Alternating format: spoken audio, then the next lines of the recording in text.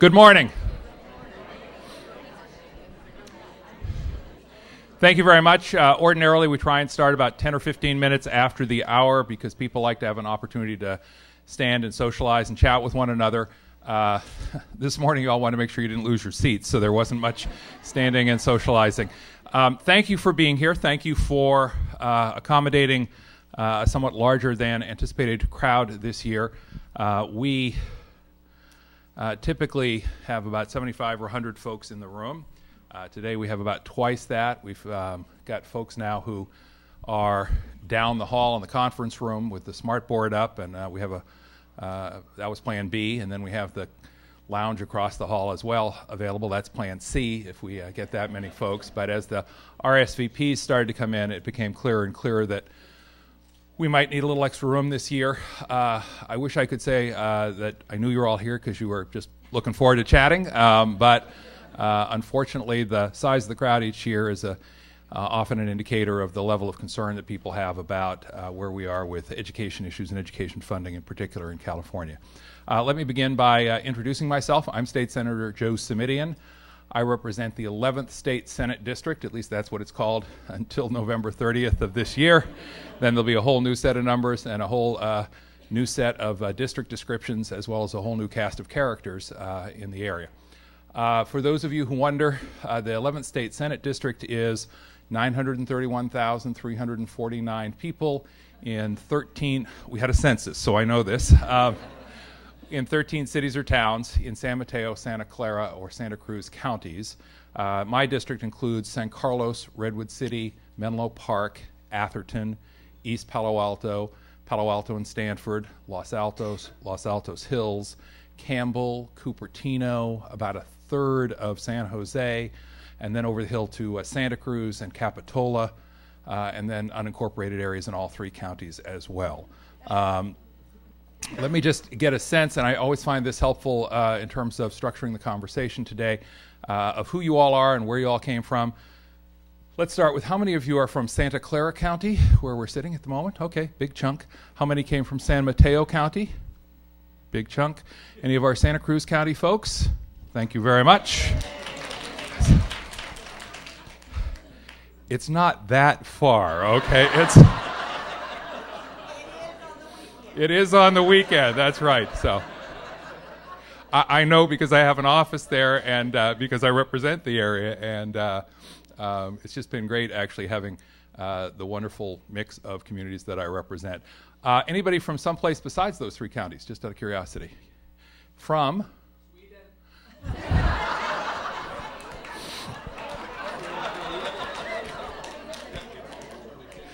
No one's going to try and beat you up for the prize this year. Thank you. And also I saw, Bill, where? Orange County these days. Good. Welcome. And? San Francisco. Anywhere else? Good. All right. Thank you.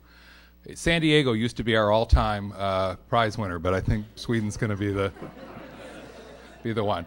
And just a sense of who's here, and this is helpful because we always have a great mix of folks in the room, and sometimes the conversation can go off and get a little bit off into the weeds, a little bit wonky, and I want to get a sense for who's here. How many of you are school board members? Okay. And how many of you are district superintendents or central administration or principals, administrators? Okay. How many teachers in the room? Lots, thanks.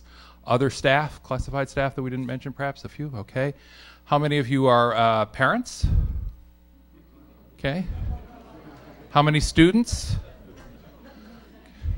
By the authority vested in me under the Constitution of the State of California, I hereby convey extra credit, okay?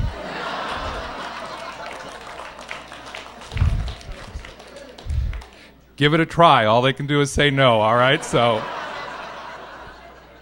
all right. And anybody else that I left out? We have some journalists in the room. Yes, a couple. Great, thank you. Okay, thanks so much. And grandparents. Okay. I remember from biology, that means when I said parents, you were supposed to raise your hand. Okay, it's just to be, I had that class. Okay. All right. Here's what we're going to do. I'm going to try and give you an overview, and there's a lot to cover. So I'm going to ask you to bear with me as we get through a lot of this and save your questions until we get to that point. For the folks who are listening down the hall, we will have the opportunity to ask them for questions as well. They'll bring cards down, so I want them, if they're listening down the hall, to know that you're here with us in spirit, and we will get your card. And we're going to try and wrap up by noon, and so I'm going to ask my staff to help make sure that we stay on time and on track. But again, a lot of ground to cover, and we'll try and cover it once over lightly. For those of you, let me just say one other question. How many of you have never been to one of these education updates that we do before? Okay, a lot. If I am not clear to you, if I am not getting through, if I'm talking about something in a way that doesn't quite click, you sort of frown and scrunch your forehead up. And seriously, we have a very high-tech system here. If you just sort of go, like, I have no idea what he's talking about, I will see that, and then I'll say, oh, let me go back and see if I can't make that a little clearer, okay? Let's start with big picture budget. Where are we? This year will be as uncertain as any year we have seen over the last decade. If there was a word to describe what we're about to walk into, it is uncertainty, I think. And big picture on the budget, this is, for normal people, this is a very perplexing conversation, because here's what I'm about to tell you. Here's the good news. We're going to see about a 10 or 11% increase in funding for K through 14 education. You will not see any of it in the classroom in terms of the way that you and your kids perceive what happens in the districts and the schools in our area. How can that be? There's about a $52 billion state and local expenditure for what's called Proposition 98 funding. These are the funds that are set aside and that are in theory guaranteed for K through 14 education, our K through 12 and community college system. So if there's going to be another $10 billion or so, why won't we see that? Why won't we feel the benefit of that? And the reason for that is that the governor has proposed that we take that additional funding, if and when it arrives, and we'll get there in a minute, if and when it arrives, and we spend most of it on paying down the deferrals that are already in place in the K through 12 and K through 14 arena. So if we said we're going to, excuse me, I misspoke. I think I said 10 or 11 billion, and I meant to say 5 billion, 10 or 11%. So excuse me, $5 billion, 10 or 11%. Most of it will go towards these deferrals. Now, many of you in the room will know this, but many of you have no reason to know.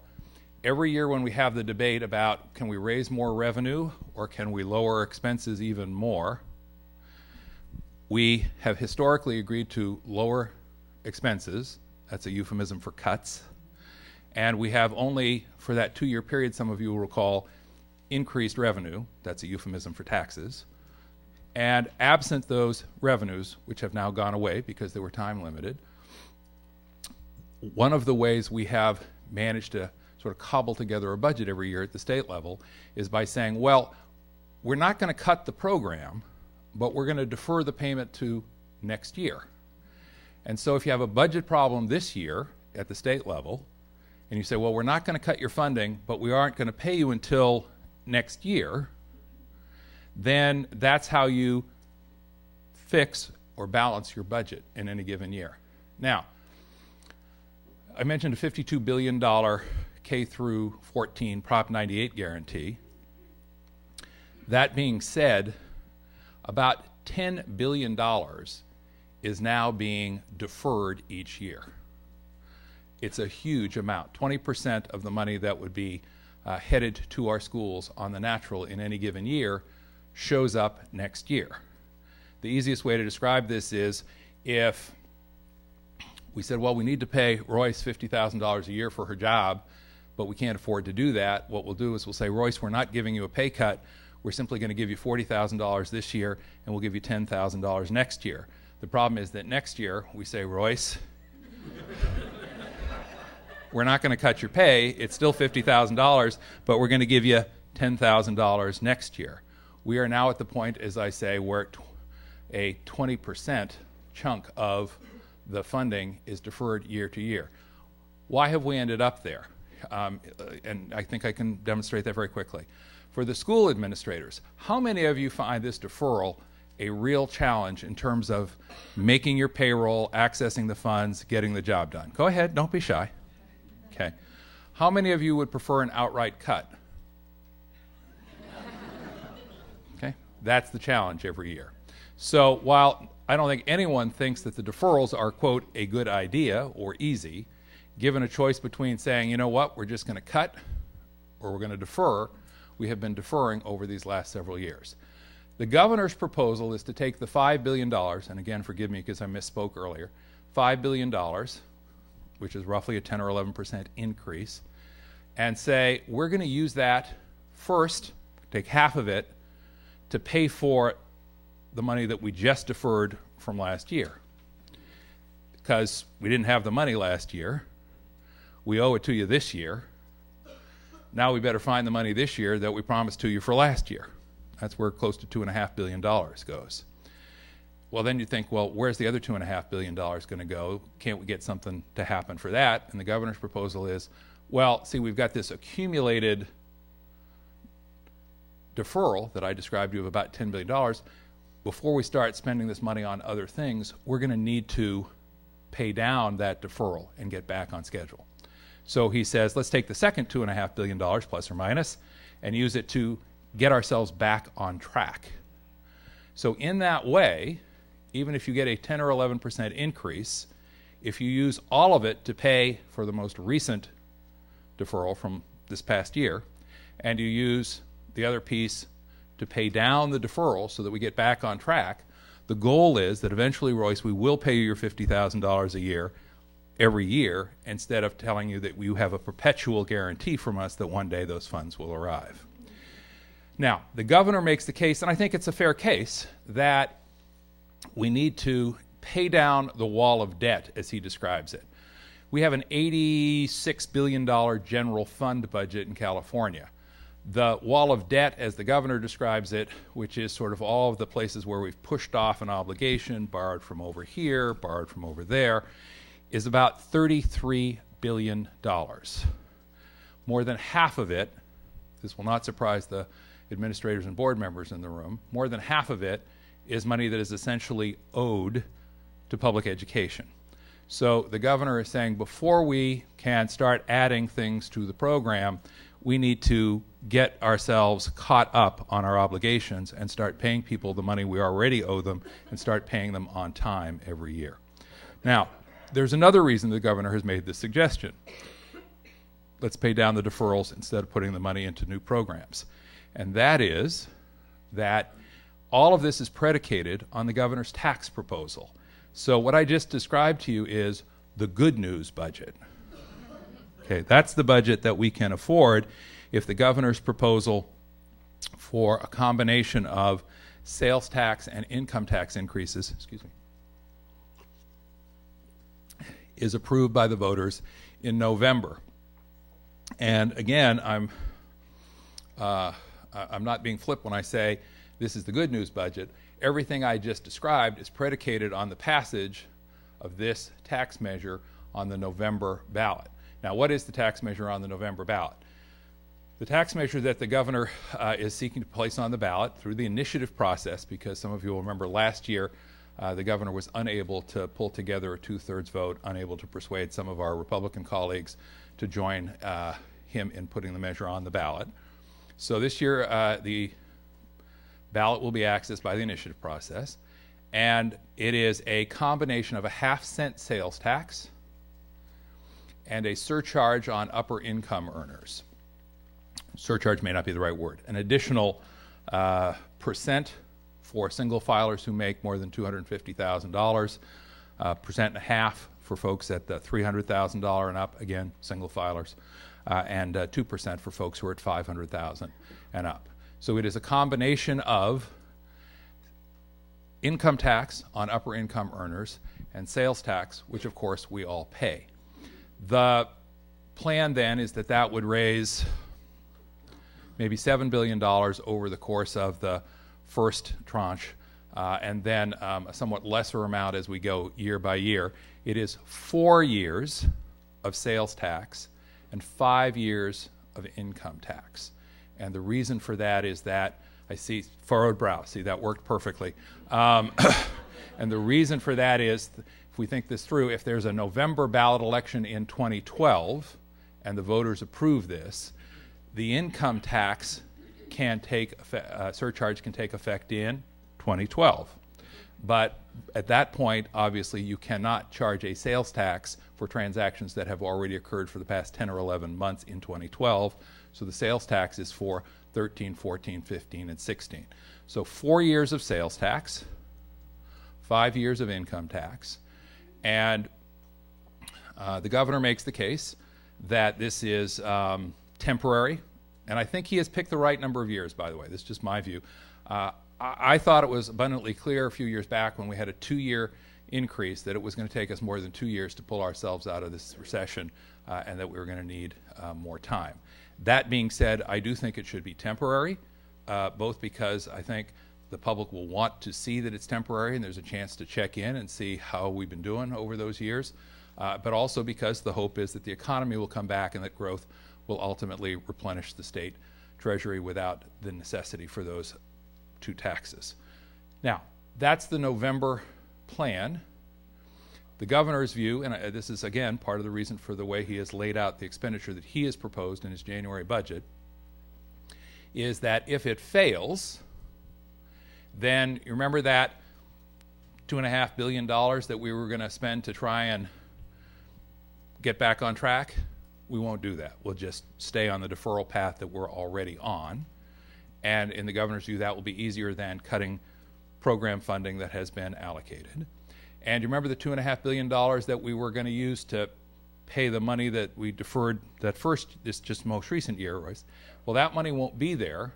And so the governor's plan is that we would then have a 5 or 6% actual cut in programs and services. Real cuts.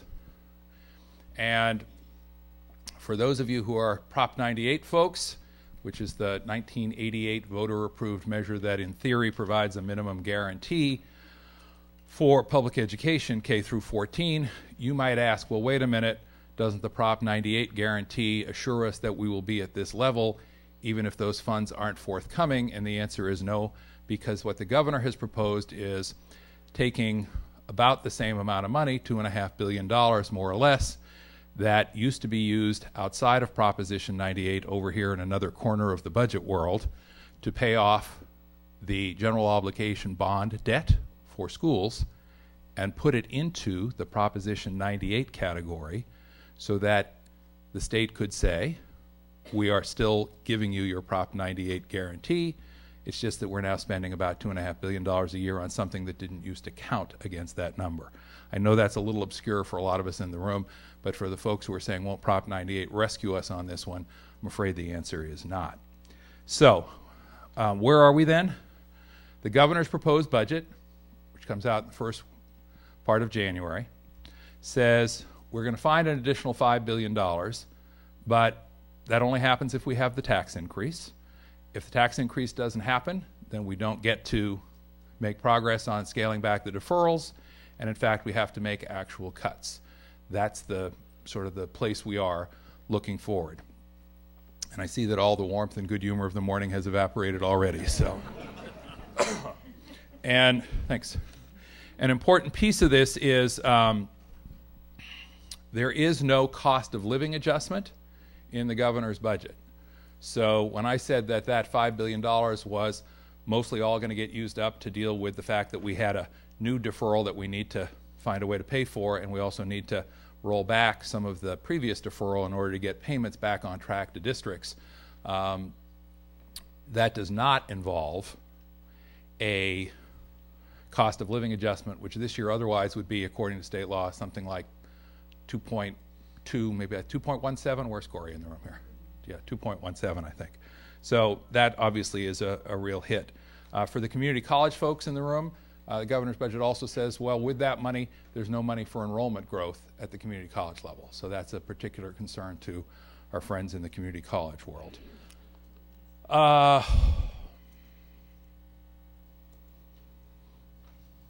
Some of you will know, but some of you probably are new to this piece of conversation. So why did I say uncertainty when we started? And the reason is that this is a proposal. So that's what it is. It's a proposal.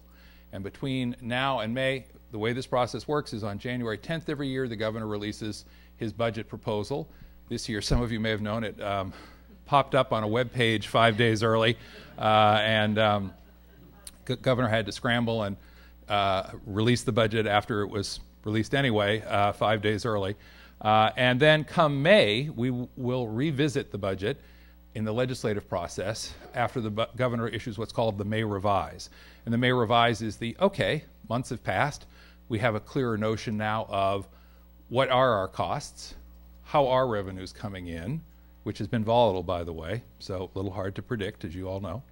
And then also, what's going to fly and what's not. The May Revise is a time when governors typically take things off the table that are not really flying just in terms of the body politic and the public support.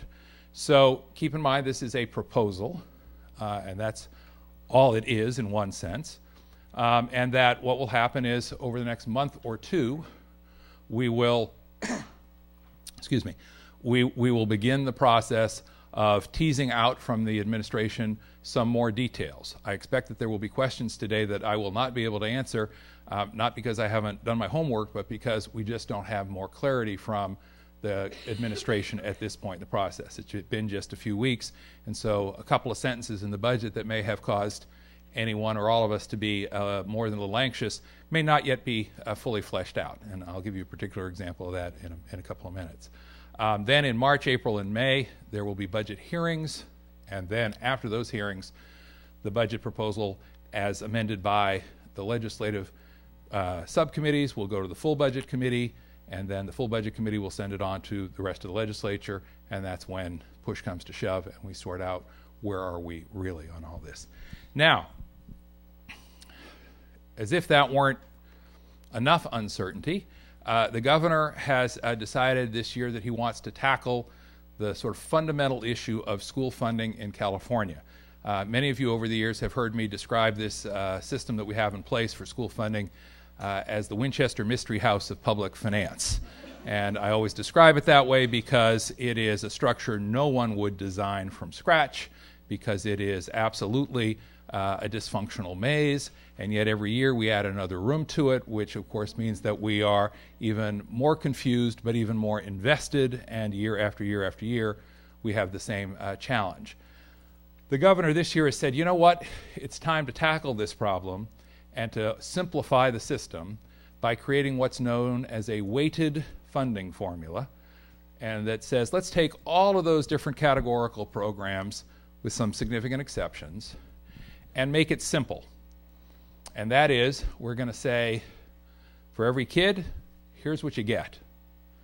And the one big exception to that is, if it's a disadvantaged youngster, typically that means low income and English language learners, then there'll be a additional increment. But that's it. We won't have the vast array of various categoricals. We'll say, let's try and simplify. And I think no one is likely to argue that the existing system is fair or adequate or transparent. And in fact, somebody just in my office last week said, transparent, hell, it's not even comprehensible. That's a long way from transparent. So the governor wants to try and phase this in over a 5-year period, beginning next year. Now, what everyone in the room is going to ask themselves, if not in the moment, eventually is, how does this affect my district? How does this affect my school? How does this affect our kids? And the answer is, it depends. And so, let me ask a couple of quick questions and we'll see. How many of you come from, I'm going to ask if you come from a revenue limit district or a basic aid district. If you don't know, that's okay. We'll explain that in a minute too. How many of you are from revenue limit districts? Okay. How many of you are from basic aid districts? Okay. Okay? Every school district in the state, of the 1,000 that we have, currently has a revenue limit guarantee. That is the basic allocation per pupil. So if you got 1,000 kids, you want to know, how much am I going to get guaranteed for each kid each year? And you have a number. All right? And of course, just to make it interesting, it's different for every district, but you have a number. Then you have your local property taxes. In the revenue limit districts, which is roughly 90% of the districts statewide, local property taxes make up some portion, but not all, of the amount of money that you're guaranteed for each kid. Where does the rest of the money come from? Answer, it comes from the state. And on average, what that means is that if you're entitled to, what, $6,000? Does that sound? $6,000 for a kid, on average, a little more than a third, about 35, 36%, comes from your local property taxes, post-Prop 13, which pushed the property taxes down. The other 2/3, almost, comes from the state, except in the basic aid school districts, the roughly 10% of the districts, with maybe 5% of the kids, about 100 districts statewide. Their local property taxes go all the way up to that guaranteed limit and then actually exceed it. And they get to keep that additional money, what the state refers to as excess property tax, a phrase that every basic aid school district hates. They get to keep it and spend it on their kids. And many of you will remember back in 2003, Governor Gray Davis made an effort to scoop up that money and use it to deal with the budget deficit at the time. At the risk of understatement, that was not well received in the basic aid school districts around the state. And my colleagues and I were eventually able to prevail upon the governor to shelve that proposal. That's an example of a case where the governor said one thing in January and then came back in May and said, all right, I've rethought that, we won't pursue it. So why does that matter with respect to the weighted student formula? Well, first, if you are a basic aid school district, you don't receive funding for each kid. You receive money for various categorical programs, which may or may not be tied to the number of kids. But you're not receiving that revenue limit funding. The funding you get from the state, if you're a basic aid school district, tends to be the funding that you get for a dozen and 2 dozen, 3 dozen other programs. If you eliminate those programs and fold all of the funding into a basic per pupil allocation with a supplement for disadvantaged students, then the funding you have received as basic aid districts is likely to disappear, with the exception of the categoricals that remain in place. So that money would still come, but for the most part, not a winner for basic aid school districts. Then for the revenue limit districts, the question will be, how will we fare? And the answer again is, it depends. If you are a revenue limit district that has lots of students who fit that definition of disadvantaged, then you will be a beneficiary. If you are a district that has a revenue limit, has been receiving state funding, and also categoricals, but you don't have a lot of youngsters who are defined as disadvantaged, again, lower income and English language learners, then you are likely to be a loser under the system. Now, none of that has anything to do with the intrinsic merit of a weighted funding formula, but it has an awful lot to do with the politics of how much is likely to get done in this year and in subsequent years. Because understandably and entirely appropriately, everyone's going to go back to their districts and sit down and crunch the numbers and say, what does this mean for us?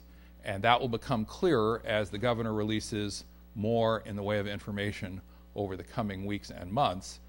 But that's clearly going to be the question that districts are asking. I was asked in advance, a number of you sent questions in initially, thank you for that. I was asked in advance, how is this going to affect us? And the answer is, it will vary a great deal from district to district, but in general, it will be sort of easiest, I think, to think of this as, how does it affect basic aid districts? And then within revenue limit districts, it will affect revenue limit districts differently depending on whether you have a bunch of the youngsters who would receive that supplement or not so many. And in fact, if it were simply a transfer of categorical funds to the students who had previously received them, then you'd think it would be a wash. But in fact, the notion here is that the administration wants to stop sending categorical funds out and actually put more emphasis on that supplement in the weighted student formula. So I think we looked at it with the Legislative Analyst's Office. Corey, are you here somewhere? There you are, right in the front row. That's right. My recollection is that this is one of my staff members, Corey Jaspers. And by the way, thank you to our staff for putting this together today, and particularly the ones who came.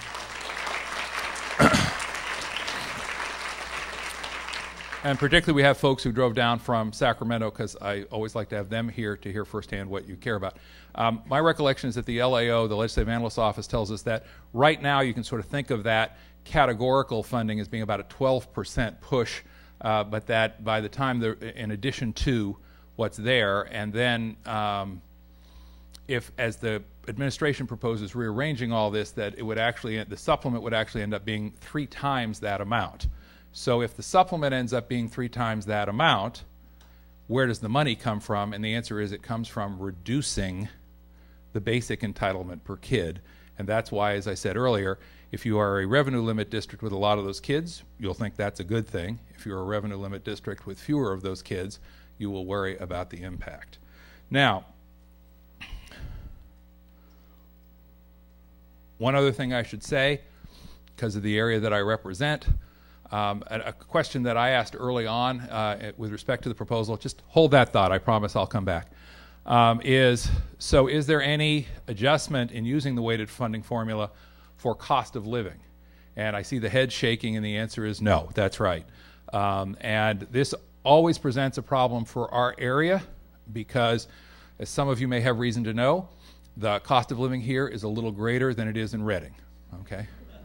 And yet the argument goes, well, wait a minute, aren't we going to end up with the same funding formula here that we will in Reading, even though the cost of living, which employees have to find a way to manage, is going to be dramatically greater there? And the answer is yeah, absolutely. So this is an issue that we will be talking about as the conversation progresses, but there is no reflection on cost of living.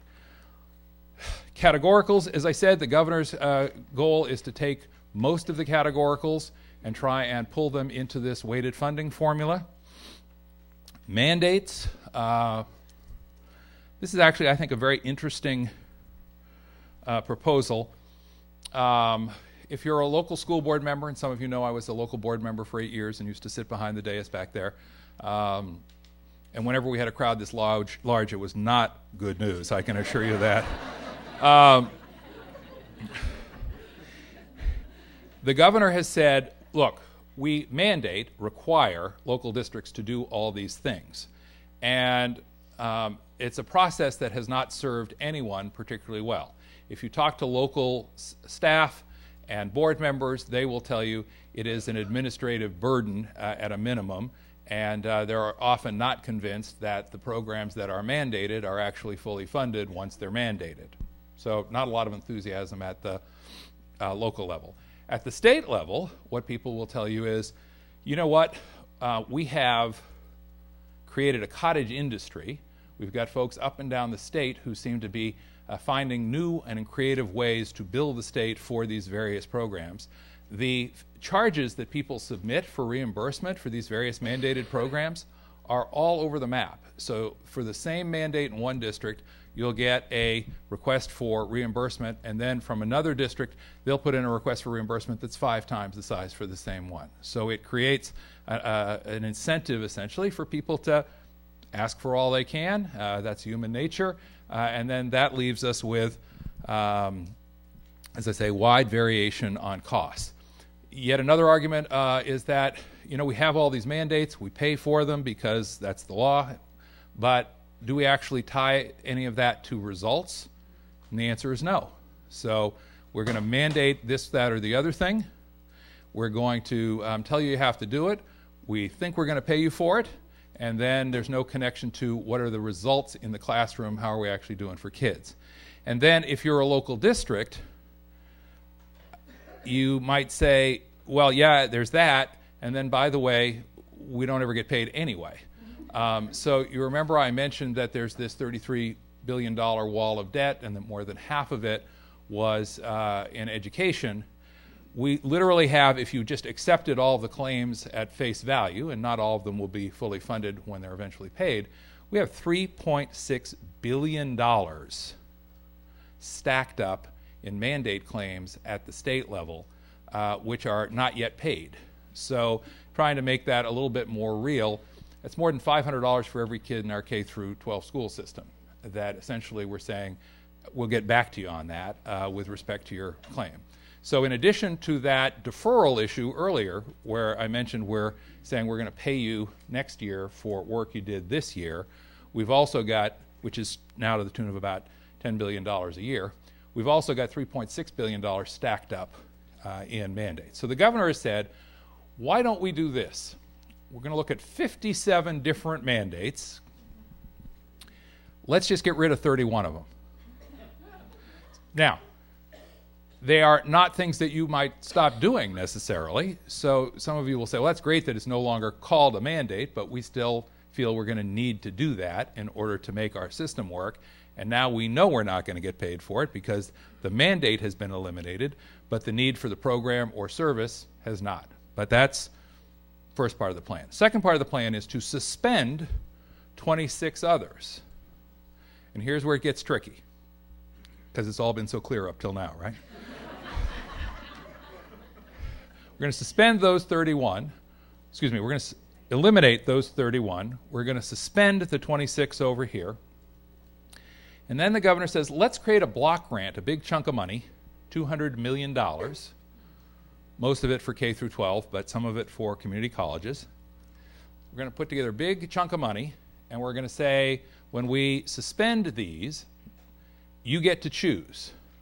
So, Gary, if you want, you can do those things, and we will pay you, not 26 different funding streams, but we'll just have an amount that we give you for every kid if you agree to do those things. And if you don't want the money, then don't do them, but you won't get the money. And the smart part is, this may be one of the few times I get to say this all day, the plan is to actually provide slightly more than the cost of those 26 things in order to incentivize you to do it. So the notion is much less expensive than requiring and funding all 57. If we push those 31 away, suspend 26, but then say we're going to not only fully fund that 26, we're probably going to do slightly better than that. Hopefully that will incentivize folks then to say, okay, we'll do those things, and you'll end up with enough money to do those things, but the state will end up paying less. And the governor's notion is as well that this will be a less complicated system, because we won't have mandate claims coming from 1,000 school districts for all of these 57 different things that I just described, and that we will be able to establish without contention, here's how much you get paid for each of those. All right, now, redevelopment agencies. Have you all been reading stories in your newspaper about redevelopment agencies? This is the hot topic, topic that for years almost no one talked about, and now it's a constant topic of conversation. If you know, how many of you have redevelopment agencies in your districts, overlapping your districts? Significant, okay. Could you just shout out what district? Brisbane and? And? Okay. Sunnyvale? Okay, good. Very helpful. How many of you know how a redevelopment agency is funded? Okay. It's good. It means we're more normal than I thought we were this morning in terms of the composition of the group. So here's the thing. If you have a redevelopment agency in your area, the philosophy for decades has been, we want these folks to get out there and tackle blight. Now that's another debate for another time, and one person's view of blight may not be another person's view of blight, but again, that's another conversation. And so we want these redevelopment agencies to get out there and tackle blight, and we're going to have to figure out a way to fund them. How do we fund them? We fund them through something called tax increment financing, which is really fancy and confusing sounding, but it's really pretty simple. It says once you start doing your work, redevelopment agency, as taxes, property taxes, go up because you've created development, there's more assessed value.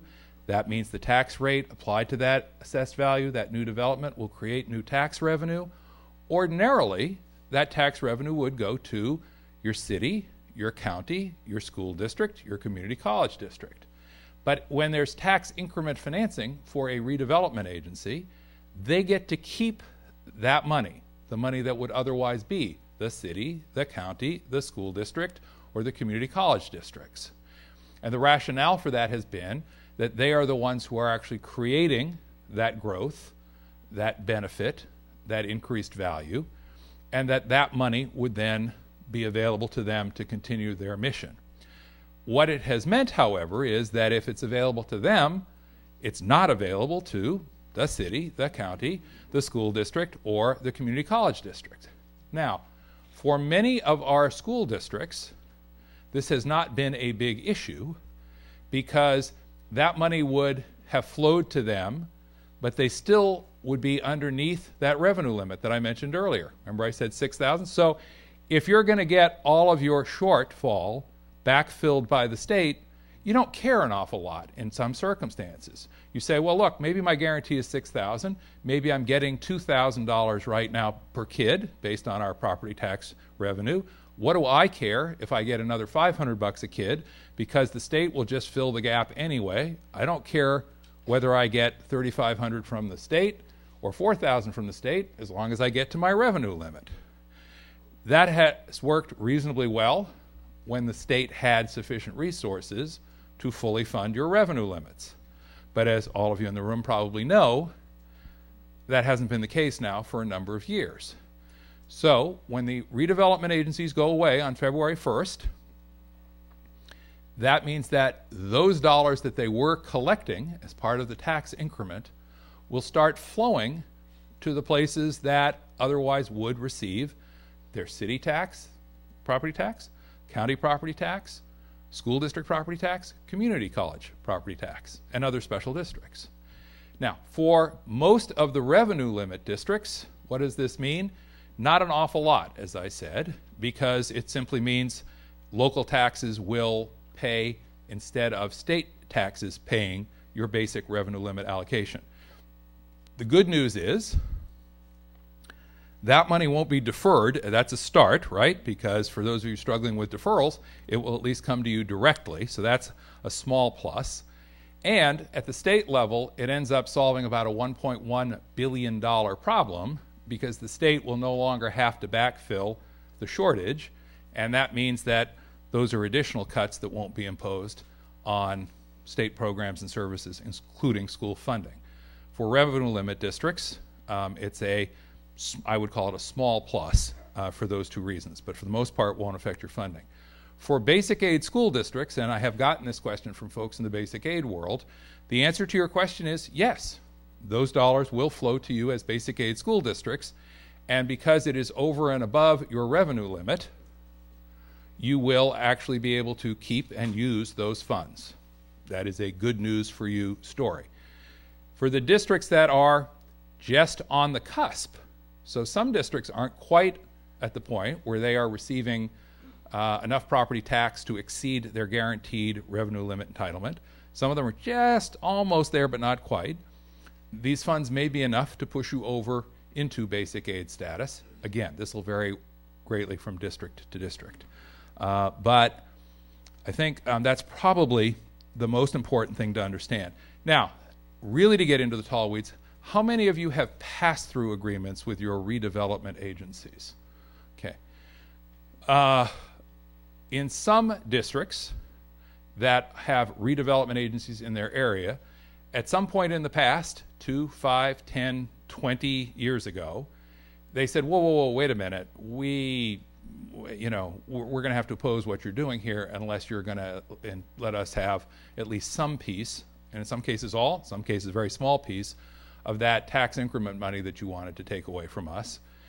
The answer to the next question, which is what happens to those pass-through agreements, is they remain in place.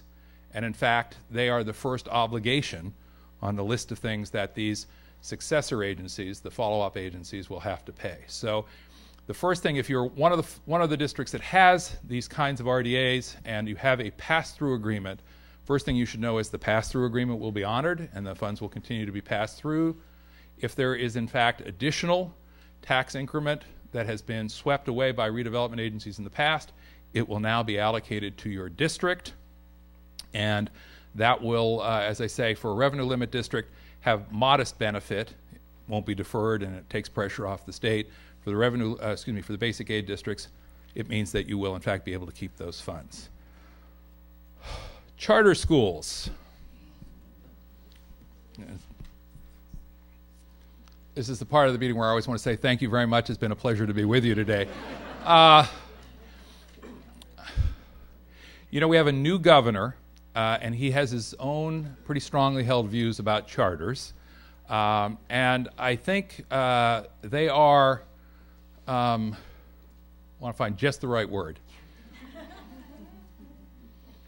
Idiosyncratic, that's my word.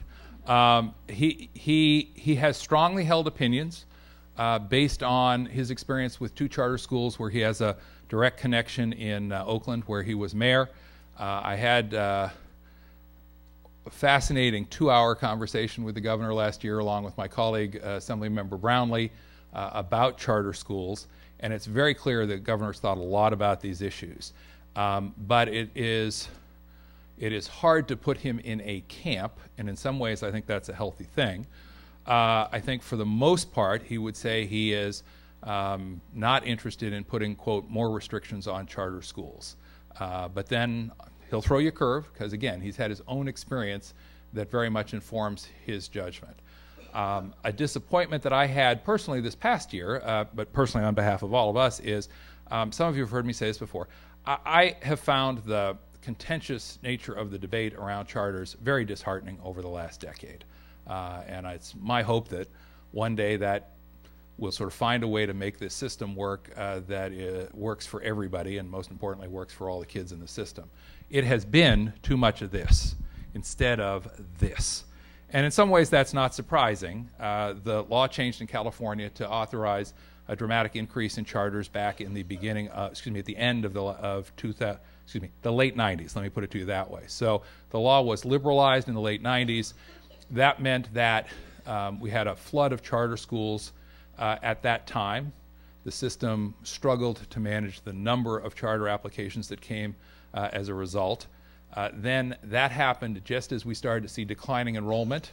So districts that were already struggling with the loss of students and the loss of revenue that followed the students then sort of saw it as a double whammy that there were charters who were going to pull more students away from the central system and more dollars away. And then all of that happened just as the economy soured in California, which meant that we had an additional impact on schools. So benefit of hindsight, probably predictable, that if you have a sudden increase in the number of charters at exactly the time that you have declining enrollment anyway, at exactly the time that schools are already feeling financially pinched, there's going to be some friction, to put it lightly. One of my colleagues on the Assembly side, Assemblymember Julia Brownlee, who is the chair of the Assembly Education Committee, had been working for a number of years on what she thought would be useful reforms. I have always been frustrated by these debates because, again, what has happened is people end up in one camp or the other camp. I have always said, look, I want to make charters work for all kids in all districts, and I don't think that's mutually inconsistent. I think there ought to be a way to do that. I ended up partnering last year with Assemblymember Brownlee, and we had a package of 3 bills that were designed to effectuate some reform in the system. And we actually, and credit to all parties, we actually got what I would call a peace agreement. The California Association of Charter Schools supported the 3-bill package, something that a lot of people thought would never happen as we made the effort. And a lot of the reforms that had been resisted for years were ultimately acceptable. My bill dealt specifically with the issue of academic standards and essentially said, look, the whole reason we've created this system is to do good things for kids. If we've got folks at the absolute rock bottom who are not delivering for kids, why are we using the system to facilitate that? It seemed to me fairly straightforward. And also some of the facilities funding issues that have been so challenging for schools and districts in our area. Assemblymember Brownlee said, you know what, I know we're trying to unshackle these charter schools from some of the constraints, but really, shouldn't the Brown Act, our open meeting law, apply? And shouldn't the Public Records Act also apply so people can access documents? And shouldn't the Conflict of Interest and Political Reform Act laws also apply? And so she had a bill that would do just that.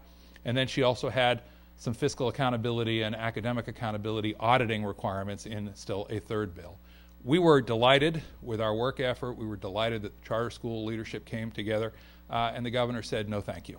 That was the summary of the 2-hour meeting that we had with the governor. And you know, in fairness, the world looks different when you are in your first year as governor with perhaps another 7 years ahead of you, as opposed to your last year in the state legislature. Ms. Brownlee is a termed out assembly member, so she's in her 6th and final year this year. I am a termed out state senator, so I am in my 12th and final year this year. And to us, you know, it's like, hey, do you have any idea how long it has taken to forge this kind of an agreement? And, you know, to the governor and his office, it's, well, you know, look, we just got here. Let's not rush into this. No, no. I mean that. I don't mean it in a flip way. It's a very different view. You know, it's like hey, we're just open for business. Let's, you know, take a while. Whether there's any opportunity to come back again this year remains to be seen. I'm not sure there is, candidly. Again, as I say, this governor has well-formed opinions based on his own experience. And, you know, in fairness, again, to the governor, when you have been a community college trustee, a secretary of state, an attorney general, a governor, a big city mayor, head of the Democratic Party, candidate for the United States Senate, and candidate for President of the United States, you kind of think you've learned some stuff along the way, right? So, you know, what I enjoy is the lively exchange, but there are some pretty well-formed opinions, and that may be a struggle. I'm not sure, frankly, we'll be able to make progress on the constant push and shove. Home to school transportation, how many of you know what I'm talking about? Okay, so short version, because I want to get to your questions. Short version is the trigger cuts involved a big chunk of home to school transportation funding. That has sparked an outcry from around the state, typically in more rural areas, but I have areas in my district that are struggling with this cut on home to school transportation as well. There is talk in both the state assembly and the state senate about revisiting this issue. The money has to come from somewhere, so in the Senate, the proposal is Senate Bill 81, for those of you who care about this particular issue. It is a budget committee bill, so my colleague Mark Leno, who chairs the Senate Budget Committee on which I sit, is involved with this. And the notion is, well, maybe we ought to restore that funding, but do it by tamping down the revenue limit formula of about $40 less per kid, and then that way we wouldn't have these disparate impacts on home to school busing costs, essentially transportation costs around the state that vary so much from district to district. That being said, I don't think anyone who's looked at the formula for home to school transportation and the disparate way it works in different districts would tell you they think it's the most rational funding formula they've ever seen in the state of California, but would hardly be alone in that respect. I made a passing mention of Prop 98 earlier. Again, this was passed back in 1988 by the voters. It is designed to provide some minimal guarantee on K through 14 funding for California schools, community colleges as well. I think that the general consensus, and it's one that I agree with, is Prop 98 is less and less relevant and less useful as a tool to provide us with any assurance. Prop 98, of course, has been in place over this last decade. How are you feeling about how well it has protected school funding? Not so much. Many of you know that the Prop 98 has been suspended by a 2/3 vote of the legislature twice, first in 2004 and more recently in a couple of years ago. And both times I voted against because I thought we had the ability to find the funding to fully fund Prop 98. I was prepared to sort of hold the line in that regard. And ultimately, as I say, the suspension occurred with a 2/3 vote. I also think that, I mean, so if you're going to suspend it twice within the last 7 or 8 years, not that much of a protection. And then further, as you heard me mention earlier, it is possible to re-bench Prop 98, which is a jargonistic way of saying we can jiggle the numbers a little bit and say we've met our requirement by moving this funding over here and that funding over there. So we will see what happens with Prop 98 depending on the governor's budget and tax proposal, but I think it's increasingly less helpful. We've talked a little bit about revenue limits. So I have saved the best for last. Have any of you heard of a program called Transitional Kindergarten?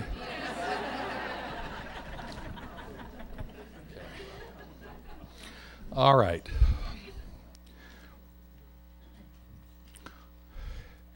In 2010, actually before, but in 2010, I was approached by two Palo Alto elementary school teachers, one a kindergarten teacher and one a reading specialist at the second grade level.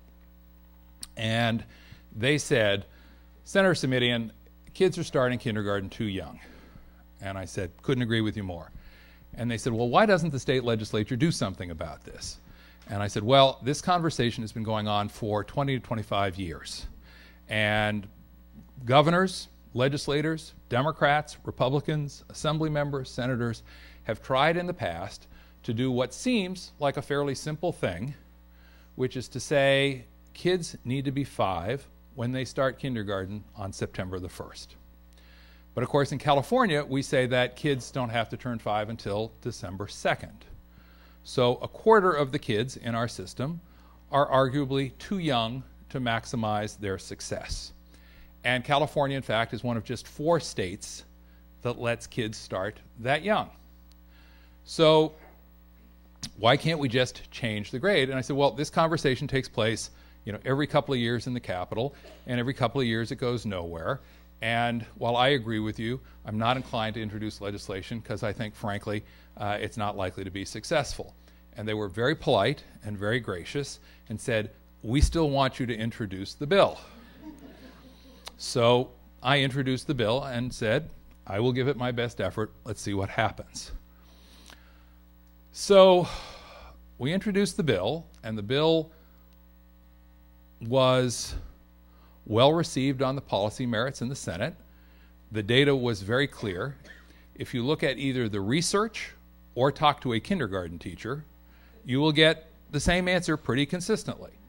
A kid who is 4 years and 9 months old, understanding that each kid is unique and that some kids are special and that if they're your kid, they're absolutely special. I know that.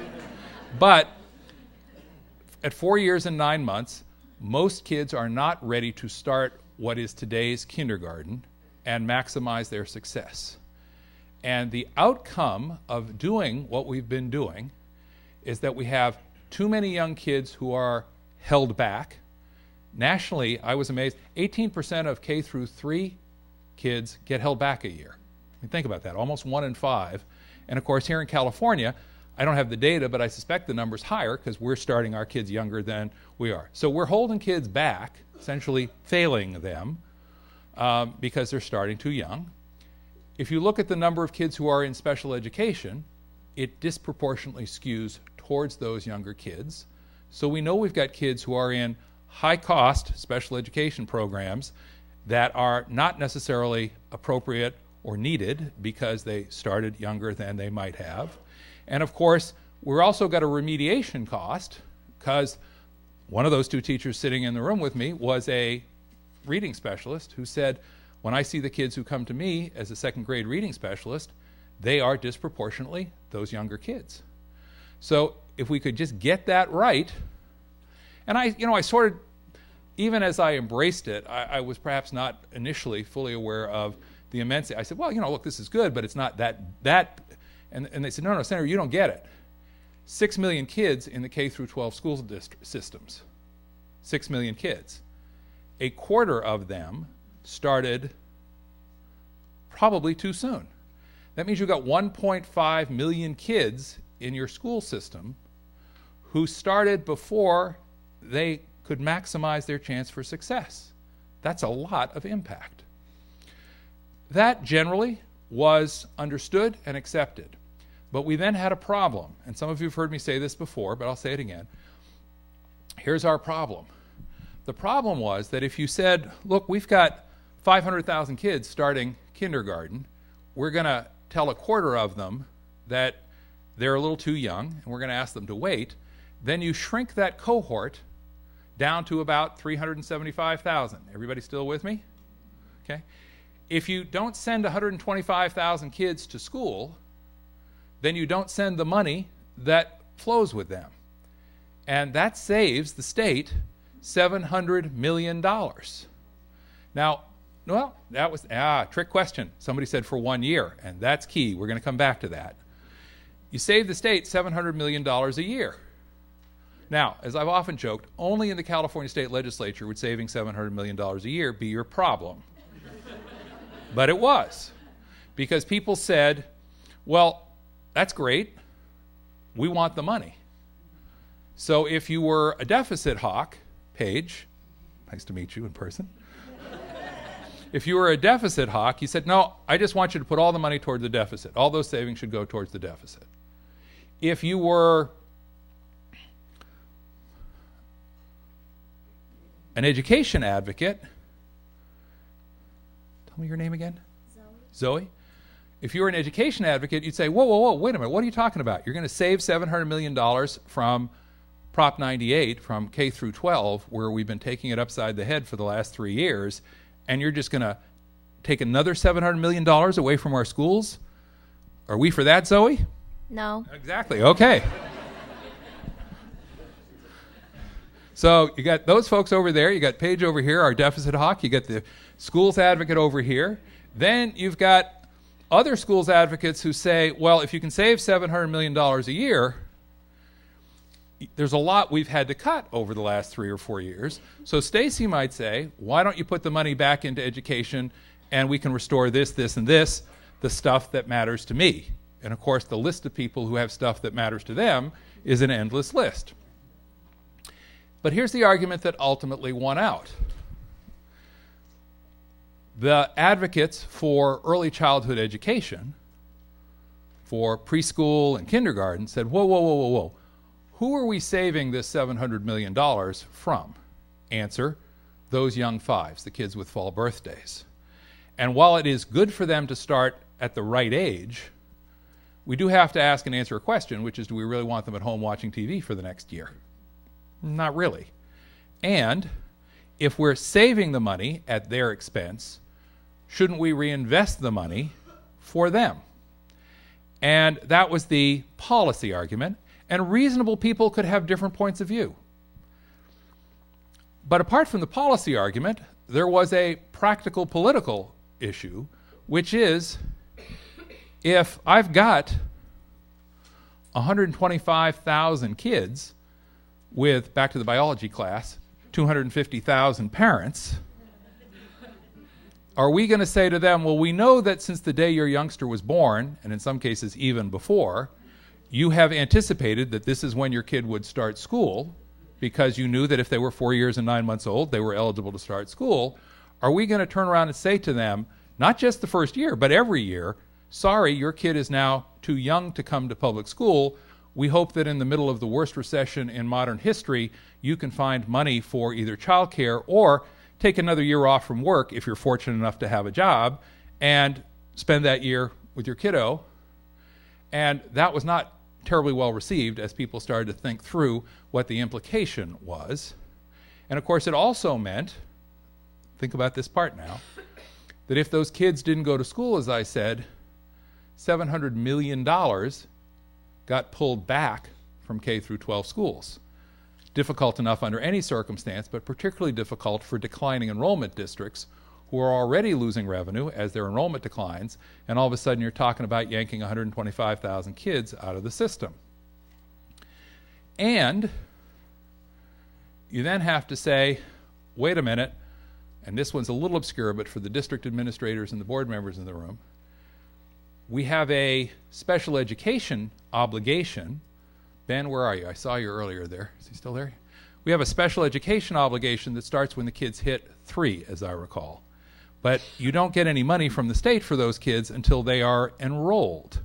So if you yank them out of the system, you still have the obligation to provide special education and pay for it, but now you've lost the revenue that would have been there for that kid if he or she were enrolled.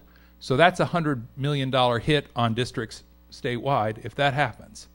So ultimately the decision we made was, both from an educational policy standpoint and from a fairness standpoint to the parents whose kids would be otherwise excluded from school, we will take that $700 million and we will reinvest it in offering those kids and their families a second year of kindergarten before regular kindergarten called transitional kindergarten, TK. And it will be and let me just say, Governor Schwarzenegger was very clear on this as we negotiated the issue. It could not cost anything. So we had to find a way to do it at, quote, no cost. Now, there's been a lot of misunderstanding about this. So what I want to point out is that for a decade and a half, there is no cost to the program. And that includes for the districts. Yes, there will be the challenge of implementing, quote, a new program. But in fact, we're talking about serving the same number of kids with the same number of teachers in the same number of classrooms. And this part's going to be fun, so I'm going to ask you to bear with me. I need 12 of you to come up, please. 1, 2, 3, 4, 5, 6, 7, 8, 9, 10, 11, 12. If you'd come up, please. Just stand in a row. I worry when the staff thinks they need to flee, but that's all right. So, and I need 12 of you. How many have we got?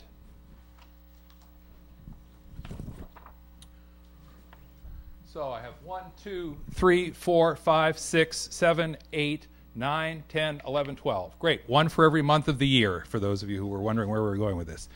Now I need 4 of you. Let me squeak through here. 1, hi Alex, 2, 3, 4, if you don't mind. Okay. These are our teachers. They're going to give them a T for teacher.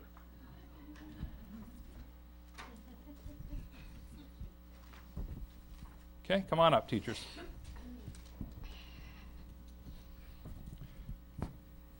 Teacher number 1, these are your 3 kids. Come on down here, teacher number 1. Would you 3 scoot a little this way? Teacher number 2, these are your 3 kids. Come stand with them if you would, please. Teacher number 3, these are your 3 kids. Come stand with them. And if you guys would scoot over a little bit. Okay. I've got 12 kids, 3 in each class with the teacher. Teachers, would you hold up your teacher sign so that everybody can recognize you as a teacher? If we had 4 teachers, we're trying this for the first time, we're going to see how it works. If we had 4 teachers and they each had 3 kids in their class, how many kids are we paying for at the state of California right now? Come on, say it out loud. How many? Okay, and how many teachers do we have to fund in order to teach these kids? 4. All right. You know what? I'm going to ask that, since we've got 12 kids, that the 3 kids who represent all the kids who have September, October, and November birthdays step forward. They're no longer going to be in kindergarten, okay? So that's going to be you, Rebecca, step forward. That's going to be you, Jim, step forward. No, stay forward, please. Zoe, you do look a little younger than the rest. If you'd step forward, okay? All right. Stand right there in the center together. We've now said, you guys have to wait a year, but no worries. We're not going to tell you that you can't come to school. We're going to offer you TK. Are you looking forward to that, Zoe? Yeah. Thank you. All right. Now, we're going to need a teacher for TK. So let's ask this teacher, who likes working with the younger kids, by the way, to come be the TK teacher. Oh, and now, let's pull the 3 of you over here with your teacher. You stay there, Royce. Royce, let's pull you over here with your teacher. Teacher Frank, would you please raise your teacher sign with your 3 kids? Okay. How many students do we have? How many teachers do we have? How many teachers are we going to need to pay? How many kids are going to receive their revenue limit funding? Was this exactly the same answer that you gave me 5 minutes ago when we had them rearranged in a different way? That's how TK works. Now, stay put, because the comment that somebody made, which I got to tell you was exactly the comment I made the first time I thought this through, was, yeah, but that's for 1 year. What happens in the second year? Well, here's the thing. We're going to save $700 million on this smaller cohort of kindergartners. And that's going to give us the $700 million that we're going to reinvest in what were essentially the same kids. But what happens in the second year? Are these kids going to disappear from the system? What grade will they be in? And gee, that means we're going to have 9 instead of 12 in the first grade, or 375,000 instead of 500,000, which means that the savings we had when you all were kindergartners is still the savings we're going to have now that you're in first grade, which means that in the second year of the program, we'll still have the savings to invest in the next year of TK. And we'll be able to do that every year from kindergarten through first, second, third, fourth, fifth, sixth, seventh, eighth, ninth, 10th, 11th, 12th grade. We will have, this may seem an odd way to put it, 13 years of one-time only savings, because every year that this smaller cohort of kids moves through the system is another year we generate those savings. A decade and a half from now, we will have to confront the question, how do we pay for this program? But we'll also be able to ask and answer the question, has it proven itself over time? I'm hoping that our financial situation in the state has improved a decade and a half from now, but it may not have. But that's a question we can ask and answer. So what is the benefit of TK? The benefit of TK is if we implement the program as passed by the legislature and signed into law by Governor Schwarzenegger, we can make sure that every kid starts when they are ready to succeed, and over the course of the next decade and a half, send more than 1 million kids to an extra year of TK, teeing them up for success. How about a round of applause for our students and our teachers, please? Thank you. Go ahead and take a seat.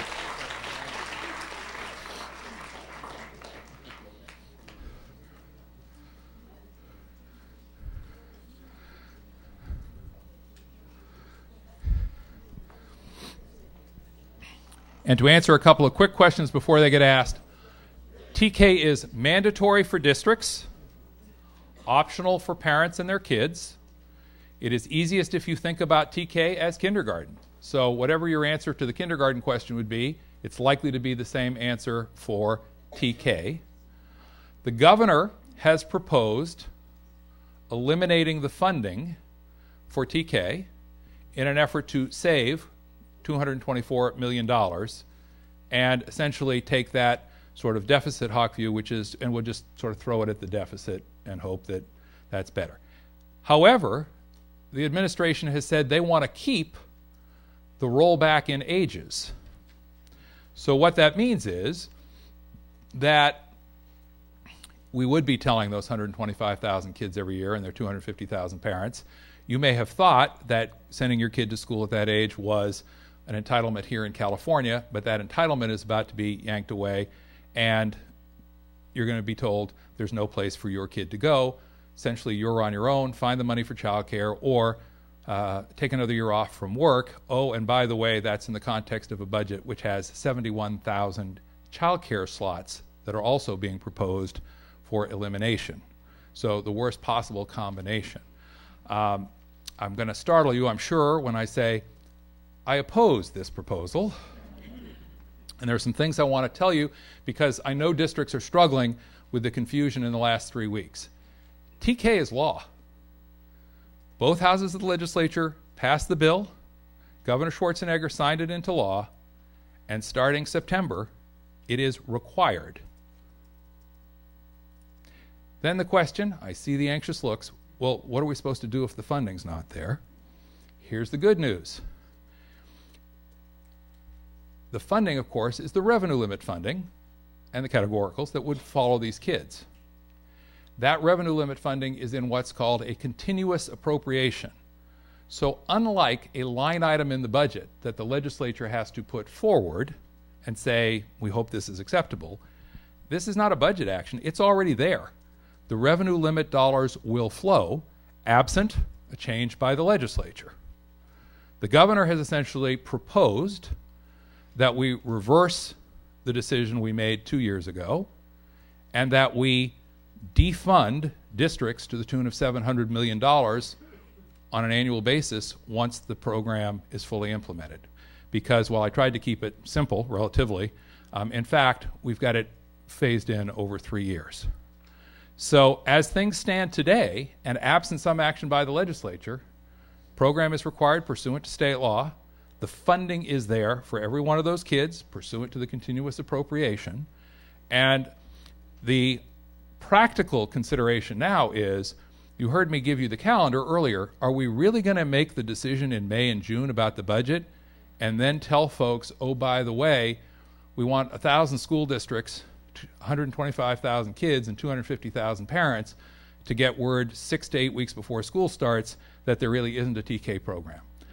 I can't imagine that. And I don't really think that my colleagues in the legislature are going to want to say we're going to further defund public education to the tune of $700 million a year, and we're going to want to tell 250,000 parents that their kids aren't going to school in the fall as per their plan. So stay the course. I think we did a lot of things right. There's always a learning experience when you're making a transition like this. Kindergarten has always been optional. TK is optional for the parents as well. So if a parent doesn't want to send their kid, they don't have to send their kid. Districts will have to offer it, just as they offer kindergarten. We have 2 years for implementation. I know a lot of you feel like you have no shortage of challenges in your districts, but that's why we gave 2 years instead of the usual Sacramento, snap your fingers and say it shall be done. 2 years for implementation, and then 3 years to phase it in so that we can have a gentle transition, not have a significant impact on staff. The governor's proposal, frankly, is not yet fully fleshed out. In a budget hearing a week or two ago, we tried to get some answers from the Department of Finance. They clearly had not yet figured out what the elements of the proposal were. And at one point they said, well, folks can offer it, but only at their own expense. That evoked a dark chuckle from pretty much everybody in the room. Then there was the, well, no, actually, as you know, we have some districts that are already providing such programs. Here in Palo Alto, it's the Young Fives program. We'll let people continue to do that. I see, but then if we do that, does that mean we'll fund those kids? Well, yes, it does. Well, then if people do it that way, then how can you score the savings if they're going to go ahead and use the existing system? It got complicated in a hurry. So stay tuned. But as I say, right now, it's designed to be a zero-cost program, and I do think it will provide demonstrable savings in terms of fewer retentions, less special education placement, and less remediation necessary. Long story this morning, but as you can see, there's a lot in play. Why don't I stop, say thank you, and then see what your questions are, okay?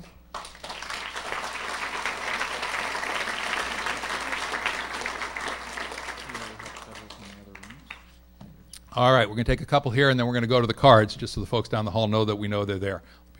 Let's start right here. Yes? You've talked a little bit about the inequities related to transportation funding and the Senate bill out there. What about the inequities that are faced by districts who are strong revenue limit districts? In other words, they get the majority of their funding from the state, 2/3, as you mentioned. The deferrals are hitting them much harder than, say, the basic in the state. Isn't that unlawful? The question was, doesn't the fact that revenue limit districts who rely on state funding are suffering more under this constant deferral system, doesn't that have an adverse impact on them, and isn't it unlawful? And my answer to those two questions would be yes, and probably not. It is clearly much, much tougher to make a go of it if you are a revenue limit district that is receiving 20% of its income the following year. And in some districts it will be higher, and in some districts it will be lower. The 20% is the statewide average. Is that unlawful? Probably not. Is it inequitable? Absolutely. And it is one of the reasons why I think the governor's proposal to try and start to scale back those deferrals is spot on. As much as all of us would wish it otherwise, I think his notion is we have to do something about that wall of debt, and that's the proposal, is let's get a good start on that this year. But even that happens, as I said earlier, only if the tax measure passes in November. Yes? If you'd like to identify yourselves, please do, and if not, you can go incognito, whatever works for you.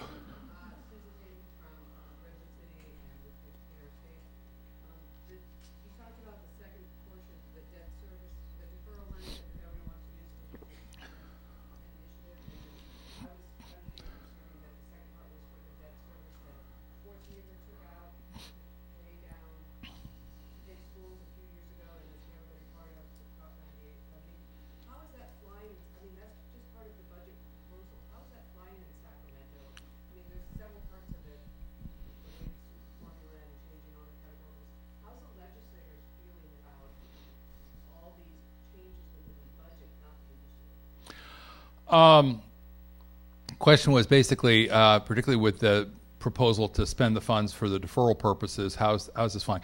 The answer is too soon to tell. Keep in mind it's been all of 3 weeks, 4 weeks since the governor released his budget. We've had 1 or 2 hearings of the full budget committee. The budget subcommittees have not yet begun to meet. That's where people will really roll up their shirt sleeves and get into it.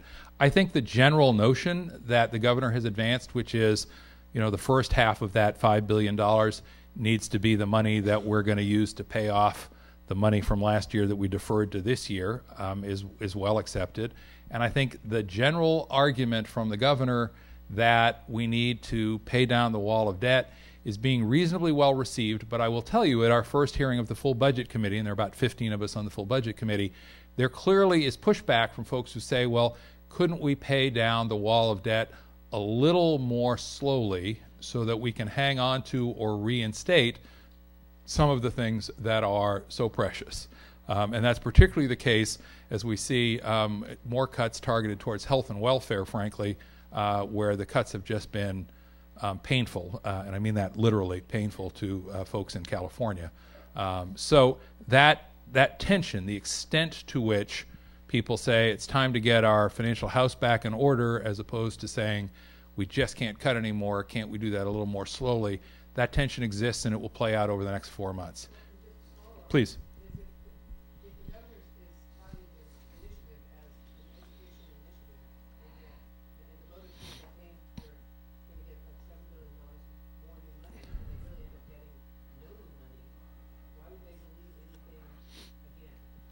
And the question had to do with the fact that I'm going to rephrase it slightly, and I hope it's okay, which is how are the voters going to feel about being told, come on, step up, billions more for California in our schools, and then see a flat line in terms of the actual impact on the ground and in the classroom.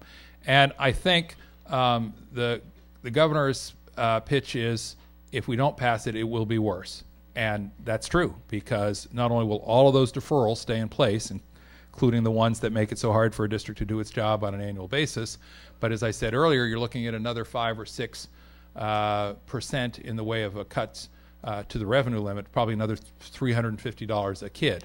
Now, that's right, but then you'd have to find the money to get to that level, and the money is not there. So, look, I think some of you may or may not have seen there are some recent survey research that right now it looks like support for this measure is relatively strong. That being said, the question that was asked in the survey was not identical to the question that will be on the ballot and asked, and that makes a big difference.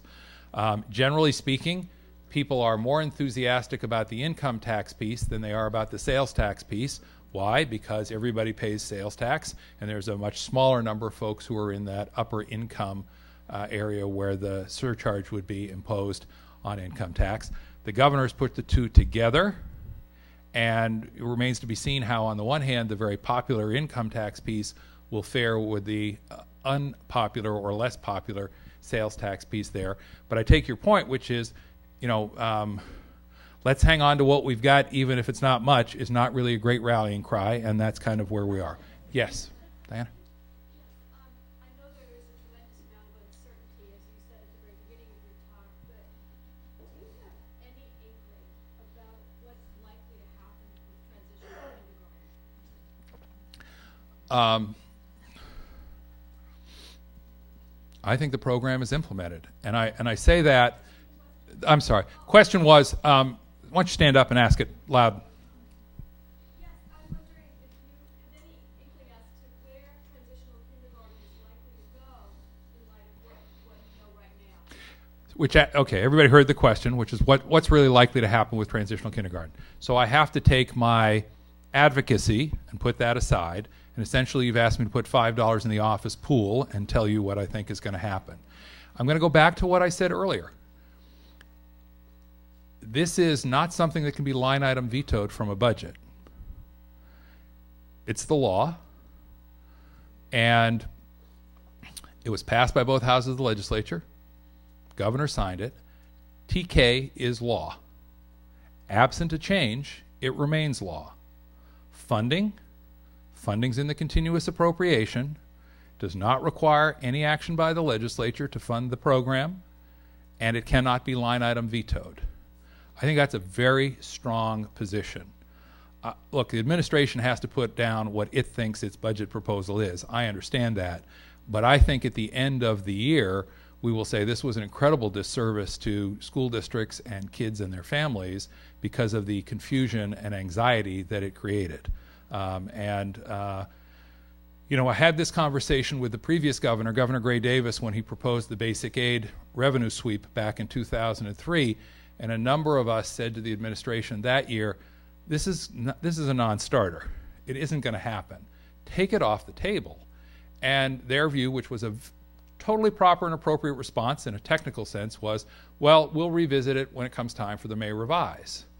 And you know, that meant that for January, February, March, April, and the first part of May, that people were activated around the state, and that the governor's office was deluged with communications, and that, you know, a very contentious scrap, which could have been avoided, lasted 4.5 months until the administration that year said, we're going to take that out in the May revise.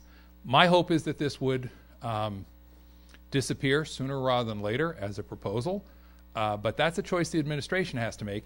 And candidly, the administration hasn't figured out what the proposal is yet, which is, I think, no, and I don't mean that harshly. There isn't budget bill language, there isn't trailer bill language. We asked questions in an open and public forum, got 2 different answers from 2 different people from the Department of Finance, then got a different answer from the Department of Finance when we followed up with a, well, you don't really mean to say, and then, you know, subsequent conversations with people in the administration have produced different results. So my deep regret is that this couple of sentence throwaway proposal in the budget is causing the confusion and anxiety that it is causing, because I thought we were on a pretty good track. 2 years to plan, 3-year phase in. Will it be an adjustment? Of course it will. But I understand the anxiety it's creating. But the answer is, it's the law. The funding's there. If I had $5 to bet, I'd say I look forward to seeing you on the first day of class in September. Yes? I have a question about special ed and mental health. So one of the things about the revamping is disadvantaged students are treated differently. That is ESL and low income. What about IEP, kids on IEPs and 504s? And is that part of the 37 that are going to be cut, or the 26 that are going to be suspended? And then the second part of my question is, now that the funding changed from the county to the school systems to do mental health, and we know Palo Alto has already started at $1.6 million short for now having to fund mental health, how is that going to be funded? I don't have an answer to the second part of your question. Actually, let me repeat the question, because I'm hearing that for folks down in the hall, they're unable to hear the questions unless I repeat them. So thank you for that prompt. The first part of the question was, wait a minute, with all this categorical and mandate change, what about special education? Second part of the question was, and by the way, how's this going to interact with the changes in mental health funding and responsibilities as between the districts and previously the counties?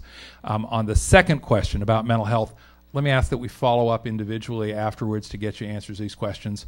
It's just a few weeks after the proposal, not altogether clear to me, frankly, at this point, even though I have looked at this issue because I know it's important.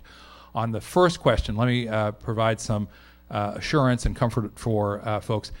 Special education is not one of the areas where the governor thinks we can essentially undo the categorical and or mandate funding. So those would continue to be sort of a standalone, if you will, a set aside. Probably are about, I want to say, a dozen items that are not included for one reason or another, special education being among the sort of most significant in dollar form. Yes, Bill. I'm Bill Evers. I'm a past member of the County Board of Education in Santa Clara County. I wondered if you could, Jerry Brown has been saying things in his State of the Union address and the veto message about testing, accountability, and tests don't measure good character. How do you see his mindset on this, and what operational effects, if any, do you think? Question was, could I respond to some of the comments that Governor Brown has made about testing and its utility and accountability and data, and here's where we are. The governor said in his State of the State speech, which I thought was a pretty good speech, by the way. I thought he managed to be both optimistic and realistic at the same time, and that's not always easy to do. So I thought it was, for the most part, a pretty good speech. I agree with his comment that we need to access testing data on a more timely basis so that we can get it to kids and families and teachers in a way that they can actually use in real time to help individual kids. He didn't say it, he was crisper than I was just now. He wasn't quite as long-winded, but that's basically what he said. And he made reference to timely data. I think that's right. That being said, more broadly, I am struggling with the fact that this is a governor who's I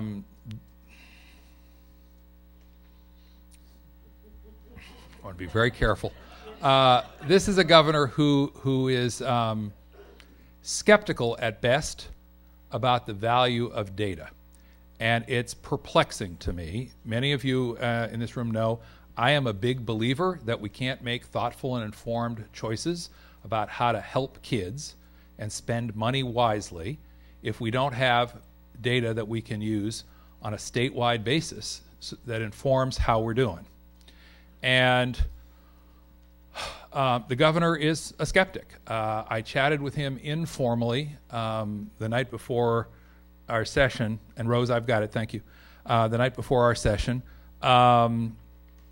December of a year and a half ago, so 12/10 of 2010, and he sort of, in that wonderfully pixelated way that he has said, isn't that just stuff people use to do their PhD theses?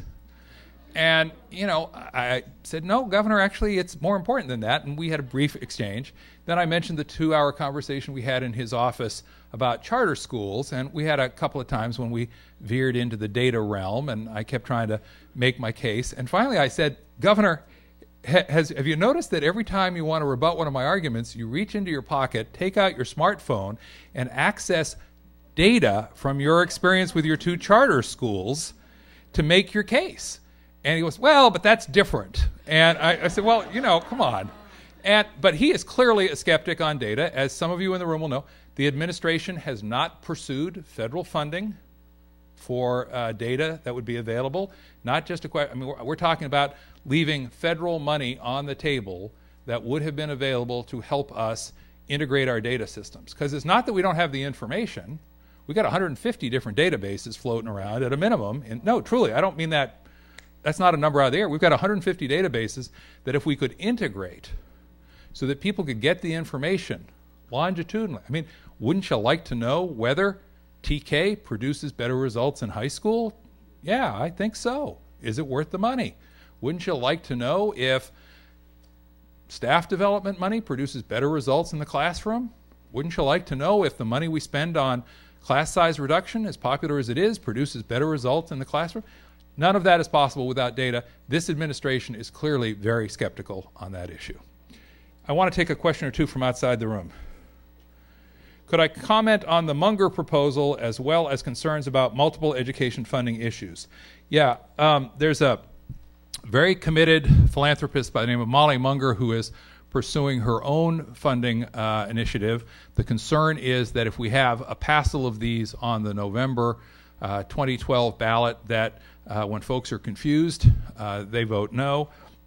Not clear how all this will sort out. I know the governor is doing his best to try and clear a path so that this is the one question on revenue front and center.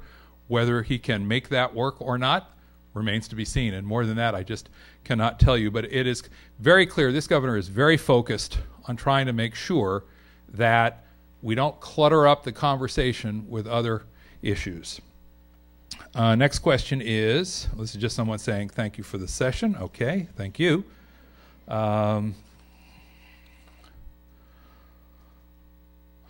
Finland funds schools based on equity. How do we change the funding discussion to what's equitable for all of our students?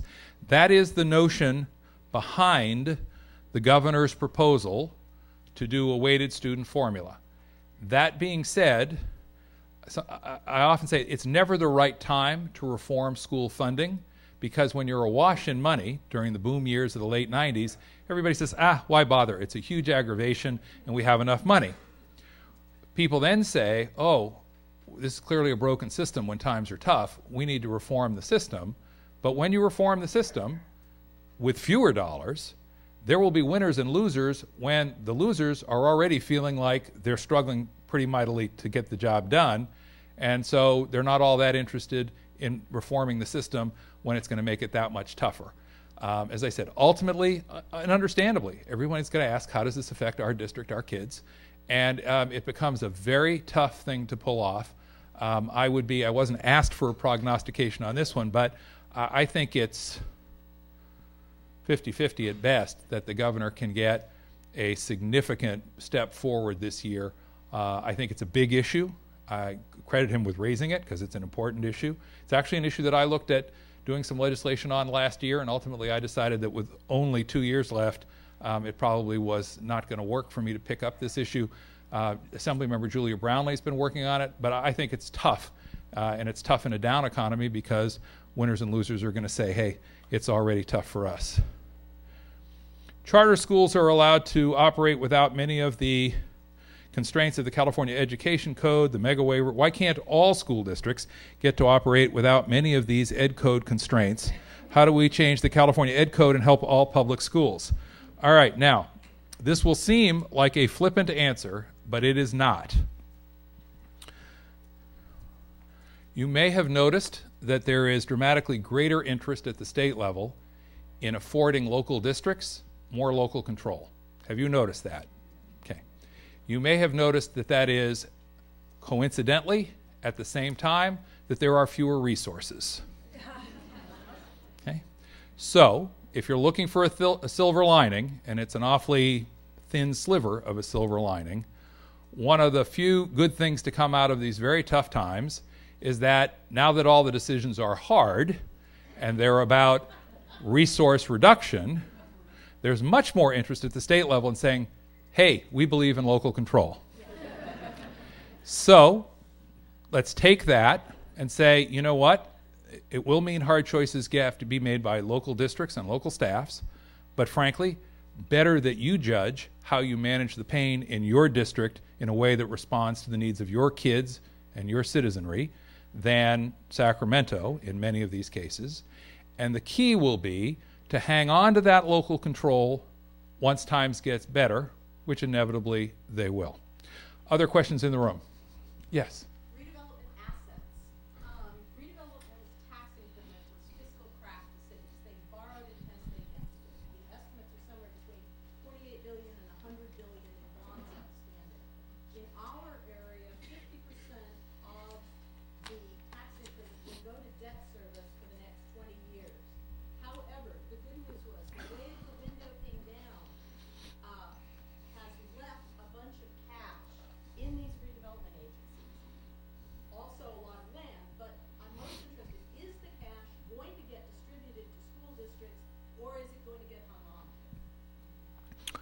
The short version on the question, and I don't know, it was this is why I love my district. People actually know stuff like this and ask questions. The short version of the question was, what's going to happen as the redevelopment agencies go out of business to the assets they have? How will those be disposed of? And the short answer to the question is, we don't know yet. We'll see. I had a group of folks from a redevelopment agency in my office just this past week having this conversation with folks from the relevant Senate committees as well as the Department of Finance, who plays a key role on these issues. It is clear to me that this issue has not yet been sorted out. One of the reasons that some folks were hoping there could be a delay of the February 1st end date was to work some of these issues out. That is not going to happen. And so there's going to be a period of uncertainty while the legislative clarifications and administrative interpretations come forward. I think we really do not know at the moment what's going to happen.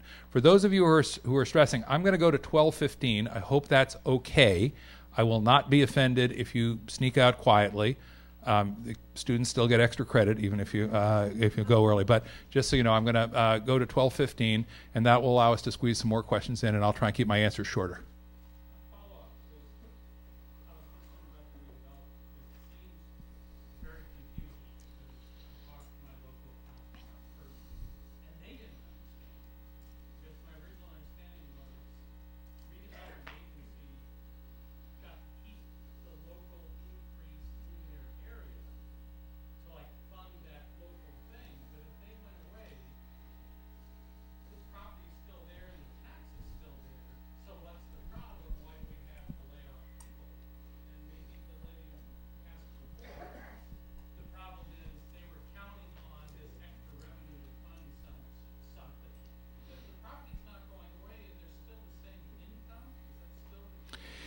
Here's the issue.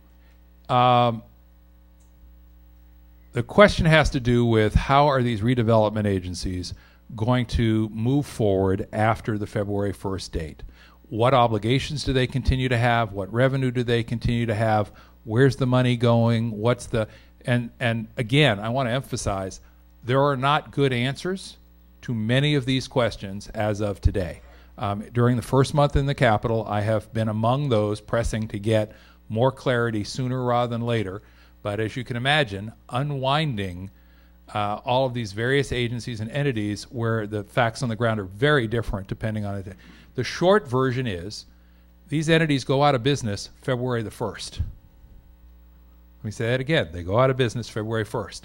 Then the gentleman's question, if I can oversimplify it, is, well, yeah, but what happens to all of the entanglements and the commitments and the obligations and the assets after that date? And the answer is that in each case there will be a successor agency. So redevelopment agency goes away, and in most cases, probably the city where the redevelopment agency existed will say, all right, now in our capacity as a city, we will assume the responsibility for the work that the redevelopment agency used to do. And that work essentially entails unwinding redevelopment activities. Now, the earlier question had to do with the fact that it's not clear what happens to all the assets, to be determined. The existing obligations of the redevelopment agencies, so if you owe somebody for the next 10 years, you still owe them for the next 10 years, except it won't be the redevelopment agency, it will be the successor entity that is paying that cost. And as I said earlier, what happens to the assets remains to be seen. I'm afraid that's the best I can do today. Yes? Adult education has been charged with improving English as a second language proficiency, basic skills, career readiness, and a bunch of other things for the state of California, including parent education and services for people who are mentally ill or physically disabled, and we go even beyond what the community colleges can provide, maybe a lower level. And yet our funding keeps getting cut because it's administered through the K-12 school boards, and those people are understandably interested in working with the K-12 systems first. How do you see things? The question had to do with adult education funding. For those of you who follow this, you will know that it's in the Tier 1 section of the Flexible Spending Block Grant, which means that local districts have quite a bit of flexibility in how they manage these issues. The point was made by the questioner, which I agree with, that this is not always at the top of the to-do list because K through 12 districts are understandably focused on K through 12 functions. The information I have from the State Legislative Analyst's Office is that probably close to half of the districts in the state have shifted funding away from adult education because that was their judgment about how they were going to use the flexibility they had. The difficulty, of course, is that personal view, you asked, I think adult ed does some of the toughest, grittiest work in the community that's largely invisible except to the people who desperately need the services. You know, many of the programs and classes might be described as optional, but English as a second language for adults who are trying to find a place to work doesn't strike me as that. And many times it's the ability of a local adult education class to step in where a community college might not be readily accessible that's key. I don't see a big change for better or for worse right now. Let me just check with my staff. Corey, do you remember where adult ed goes? I assume ultimately the governor's, it is not one of the things that is set aside. The governor's proposal would be to incorporate adult education funding in the block grant, in the weighted student formula where you get basic amount of money per kid, a supplement for disadvantaged students, and that would be one of the, quote, categoricals that just disappears altogether. And it's not one of the 12 areas that gets set aside. Okay? Yes? Jules from Palo Alto. There's a bill in Congress called H.R. 2990 that would take the power to print money from the banks and give it to the government to provide California with $25 billion a year for education funding. And my question is, why aren't the folks in Sacramento twisting the arms of our congressional delegation to pass this bill as soon as possible? Jules has asked a question about a piece of federal legislation that he says would have the potential to provide additional resources for federal funding to flow to California schools. First I've heard of it, candidly. Let me ask you to talk to my staff and me afterwards, and we'll follow up on it, okay? Yes, Catherine. California is one of the states that has adopted the Common Core standards. That has huge implications for assessment in the state, so we will be moving away from CST and multiple choice as the main way of assessing our students. What is happening at the state level to ensure that we will have an effective assessment system starting 2014? Question was, what's happening at the state level to ensure that we have an effective assessment system starting 2014? Legislatively, I am not aware of much activity on the subject, with the exception of Senator Steinberg, who is our president pro tem, had a piece of legislation last year that was designed to restructure the API, and the governor vetoed that in a fairly pointed way. This goes back to the question we had earlier about data and assessment. Some of that other activity is taking place, of course, at the State Board of Education level, and I am frankly not up to date on it. Corey, is there anything that you want to add to that? And Catherine, if you want to stand up and make a pitch real quickly for what we ought to be looking at, happy to let you do that. Or if you want to reach out afterwards. I think all the educators I've spoken with are very excited about Common Core standards and moving away from multiple choice and a single indicator for students. And so the sense in the education community, I've got Deborah Steinbeck, who's been the Dean of Stanford Ed on my board, and I think the sense is very positive. However, the transformation to a whole new assessment system is going to be very complex, and nobody currently has the answer. So I was just curious whether there, I mean, I know the educators are starting to think about it, worry about it, because 2014 is only 2 years away, and we're going to have a whole different system, and we need to have a whole different system in place in 2 years. Great. Thank you, and consider me prompted to pay more attention to that issue. Question from down the hall. I support the governor's proposal on taxes to support schools, but I will vote yes only if there is comprehensive pension reform. What is your position on pension reform? For better or worse, I am one of 3 members of the Senate on the 6-member conference committee on pension reform.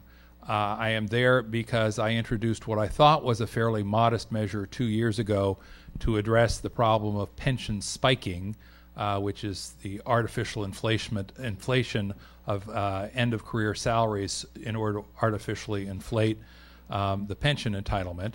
And I've often said, and want to say again, I don't begrudge anybody for doing it. The rules allow it. So if the problem is with the system, let's fix the system. I thought that was the low-hanging fruit. Got a bill passed the first year in 2010. Governor Schwarzenegger said actually liked the bill, but it was tied to another bill he didn't like, so he vetoed them both. Then in 2011, I brought the bill back and tried again. And at the end of last year, the leadership in the two houses of the legislature said, you know, interesting, we like your bill, we like the bill that Assemblymember Furutani's doing on a similar issue, but we want to do it as part of a larger conversation about pension reform. So the bill got swept into a conference committee. So here I am in year 3 working on this issue and am now on this conference committee. I want to be candid with you. It is not clear to me how much the committee is prepared to do or how much the legislature is prepared to do. My own view is this is another one of those cases where we better find a common sense solution that is fair, affordable, and sustainable, however you might define that, or it's going to get done for us by folks who are not all that interested in having something that is fair, affordable, and sustainable, or at least not all of those three. This is, in my view, reminiscent of Prop 13, where the state was, frankly, slow to act, got there too little too late, and we ended up with a result that really was not anything that I think has served us well, taken as a whole over the intervening years. So we'll keep pitching, we'll see what happens.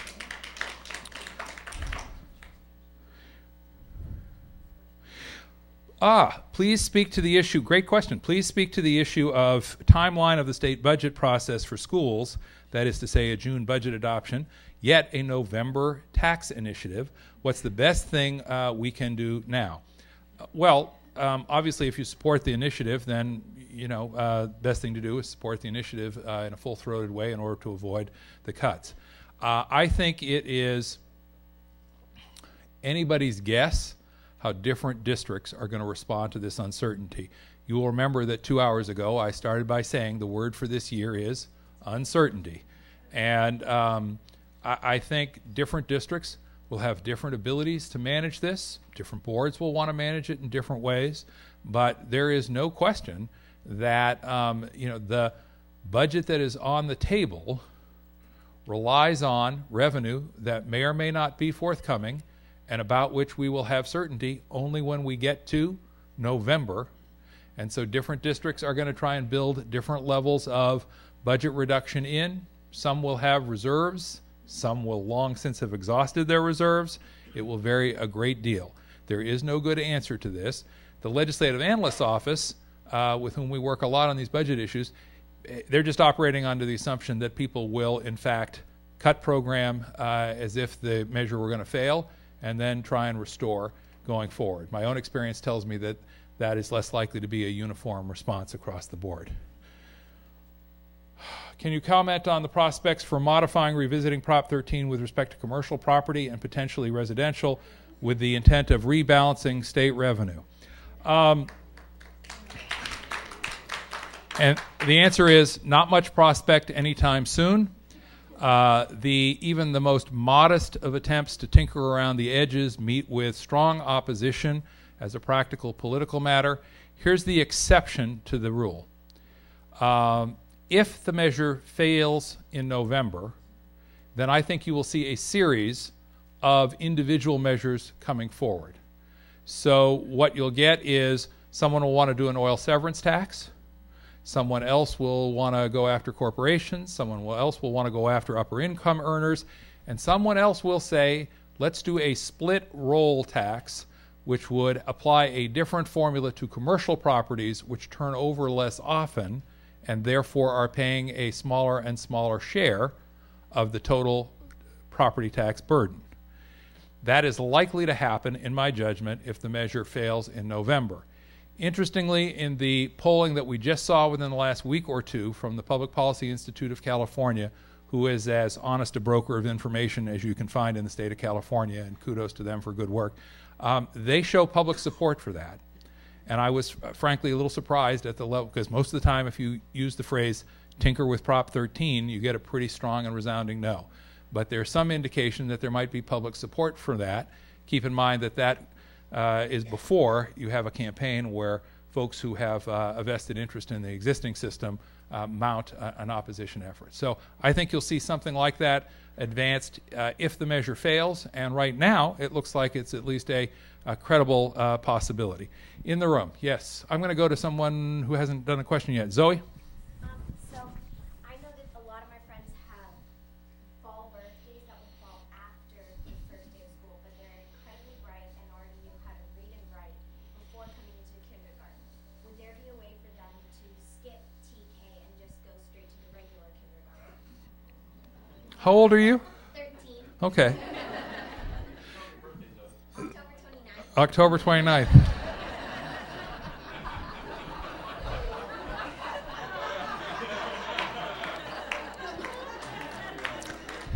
And were you 4 when you started, Zoe? Started kindergarten? Yeah, I was 4. Okay. For the record, so was I, by the way. So the question, which is a question we've gotten from the day I introduced this proposal, is, well, wait a minute. What if you're a kid with a fall birthday and you're ready? And the answer is that there is already in law a petition process that allows you to get an exception from your school district. So if you are today, if you were a kid who wasn't even going to be 5 by December 2nd, you could petition, and your local district could, in consultation with your family, say, yeah, we think she's ready. That process exists in state law today. It will continue to exist and be there for kids and families who are in that circumstance as TK is implemented. So the existing flexibility in state law that allows you to say, hey, I really think my kid is ready. I don't think they'd be well served by a year in TK. I'd like to get them going right now in kindergarten. That option is still available. Okay? Yes, Chris. There is a number of basic aid districts, including my own Los Gatos, that for all intents and purposes lost all state funding except for lottery and special ed money due to fair share. Is there any possibility of those two going away? Question was any possibility of the lottery funding going away and the special education funding going away, a particular concern in districts where if they have no revenue limit funding because they're basic aid, and if the hit to their categorical as they pay their, quote, fair share so that they take a reduction similar to what other districts has eaten into the relatively modest amount of categoricals. No, the special education money is not going away. That there are both state and federal obligations that need to be honored, and that is not part of the governor's proposal. Keep in mind, again, folks, these are all proposals. What the world looks like at the beginning of this year is very different than what it will look like at the end of the year in terms of the proposal. And then with respect to the lottery funds, let me just double check with staff. I don't know if the governor's proposal folds the lottery funds in or not. Let us get back to you on that one. That's a question that I haven't heard raised thus far. Good question. All the way in the back, sir.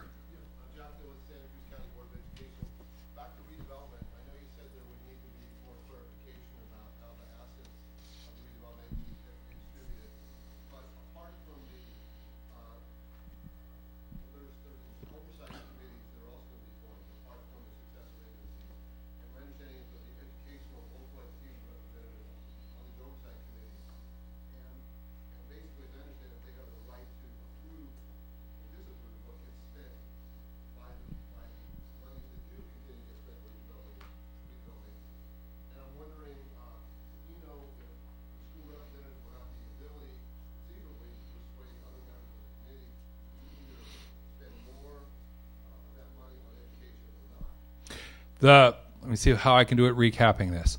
In the redevelopment world, as things unfold, after February 1st, there will be local oversight committees that will be responsible for some of the decision making about how these assets are disposed of. And at the risk of stating the obvious, obviously the membership of those committees will have a lot to do with how they look at these issues. They will have some discretion. But here's the key, and we just had this conversation in my office this week. Yes, they have discretion, but they have discretion within the limits of what the law provides. So that doesn't mean that your local oversight committee has the ability to say, law, we don't care about the law. We just want to do it this way because it's what we'd like. It means that within the confines of the law, they will be able to exercise some discretion and judgment about whether or not it is or isn't compliant, a particular approach is or isn't compliant with the law, but they don't get to sort of just make it up from scratch in terms of what they'd like to see. So will it matter who's on those oversight committees? Absolutely. Will there be some flexibility? Absolutely.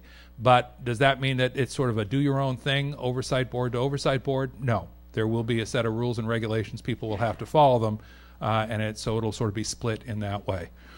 Yes, really quickly. Thank you. Yes, ma'am. Yeah.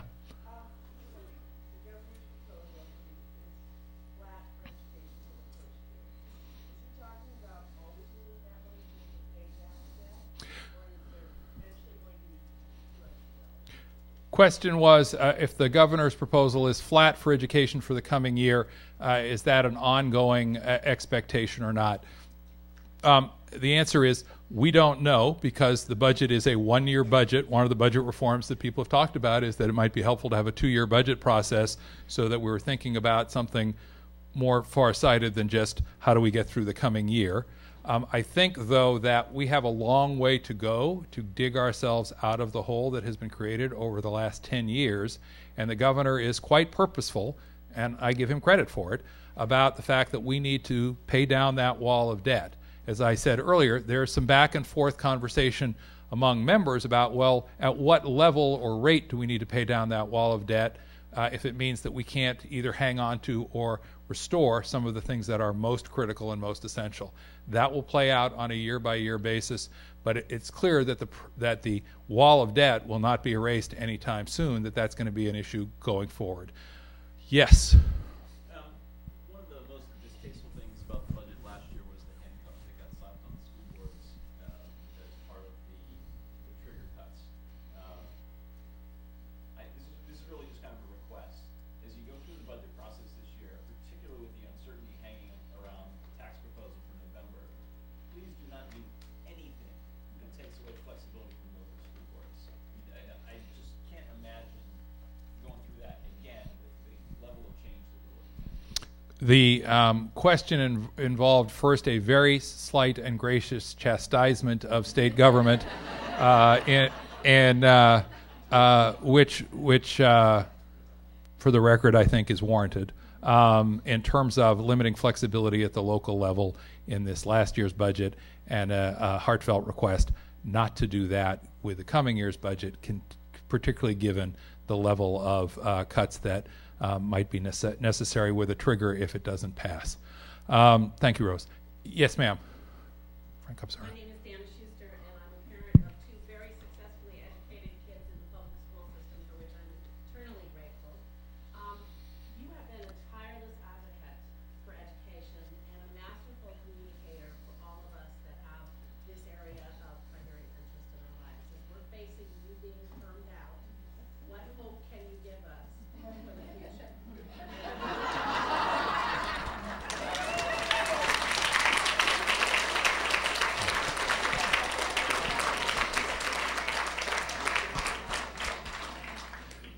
Would you please tell everyone I didn't put you up to that? Okay. The question has to do with sort of, going forward, where can we look as a community, as a region, for advocacy on these issues, understanding on these issues. I'm going to wrap up, and I apologize to those of you whose questions I didn't get, including Frank, who's right here in front of me, and we'll talk afterwards. Look, here's the good news. The good news is that I think people in California understand the adverse impact of state budget on their local communities. We saw that in the latest survey results from the Public Policy Institute of California. I think people are beginning to realize that there are consequences to these decisions. I also think that people are beginning to understand the linkage between the lack of funding for public education and the struggles we have in our economy. I think people at the state level, my colleagues in the legislature and in state government more broadly, understand that public education is perhaps the one area where there is unanimity in terms of our hierarchy of values in California. There isn't a place in California where people don't get that education is important to the future of the state. So I do think over time people have an increasing understanding of the importance of reinvesting in education in California. But it is going to take people like you in this room who continue to make the case. And I know you're tired. Look, I know you're tired. I know that there are people in this room, whether they are parents, administrators, board members, who say, I don't know how I can pull myself out of bed one more day and go back in and make the case that shouldn't have to be made. But it does have to be made, particularly in a term-limited environment. There are new members who will come to the California State Assembly next year who will have no background whatsoever in education. I don't mean that critically. As I often say, look, I don't know a lot about rice farming. It's just not what I know. Okay? There'll be people who don't know anything about it if they, haven't been on a local school board, if they haven't taught in a classroom, if they haven't been a classified staff member, So it's on all of us to educate each new crop year after year, because every 2 years, a third of that state assembly is going to turn over. And that means we have to have the conversation over and over again. I've said this before, I'm going to say it again. To those of you who say, I don't know why I don't just walk out of the room and give up, the day we do that, the bad guys win. People who are not interested in creating a society of equal opportunity, which at its heart is what public education is about, people who don't understand the connection between our K through 12 and higher education systems and the economic vitality of this state and country, they get to make the decisions if we all walk away. So my term may be over on November the 30th. I still have 8 or 9 months, so I'm not going anywhere in the intervening time. And after that, I will continue to be an education advocate with all the folks in this room. But I do want to say to you, I know how hard it is to keep pitching year after year without the funding, without the flexibility, without the certainty that anybody in Sacramento or Washington gets it. But they won't get it if you don't make the case. So keep making the case. You talked about communicating. Yes, you can find me on Facebook. I hope you will. And let me just say, thank you. You've been a wonderful and attentive community today.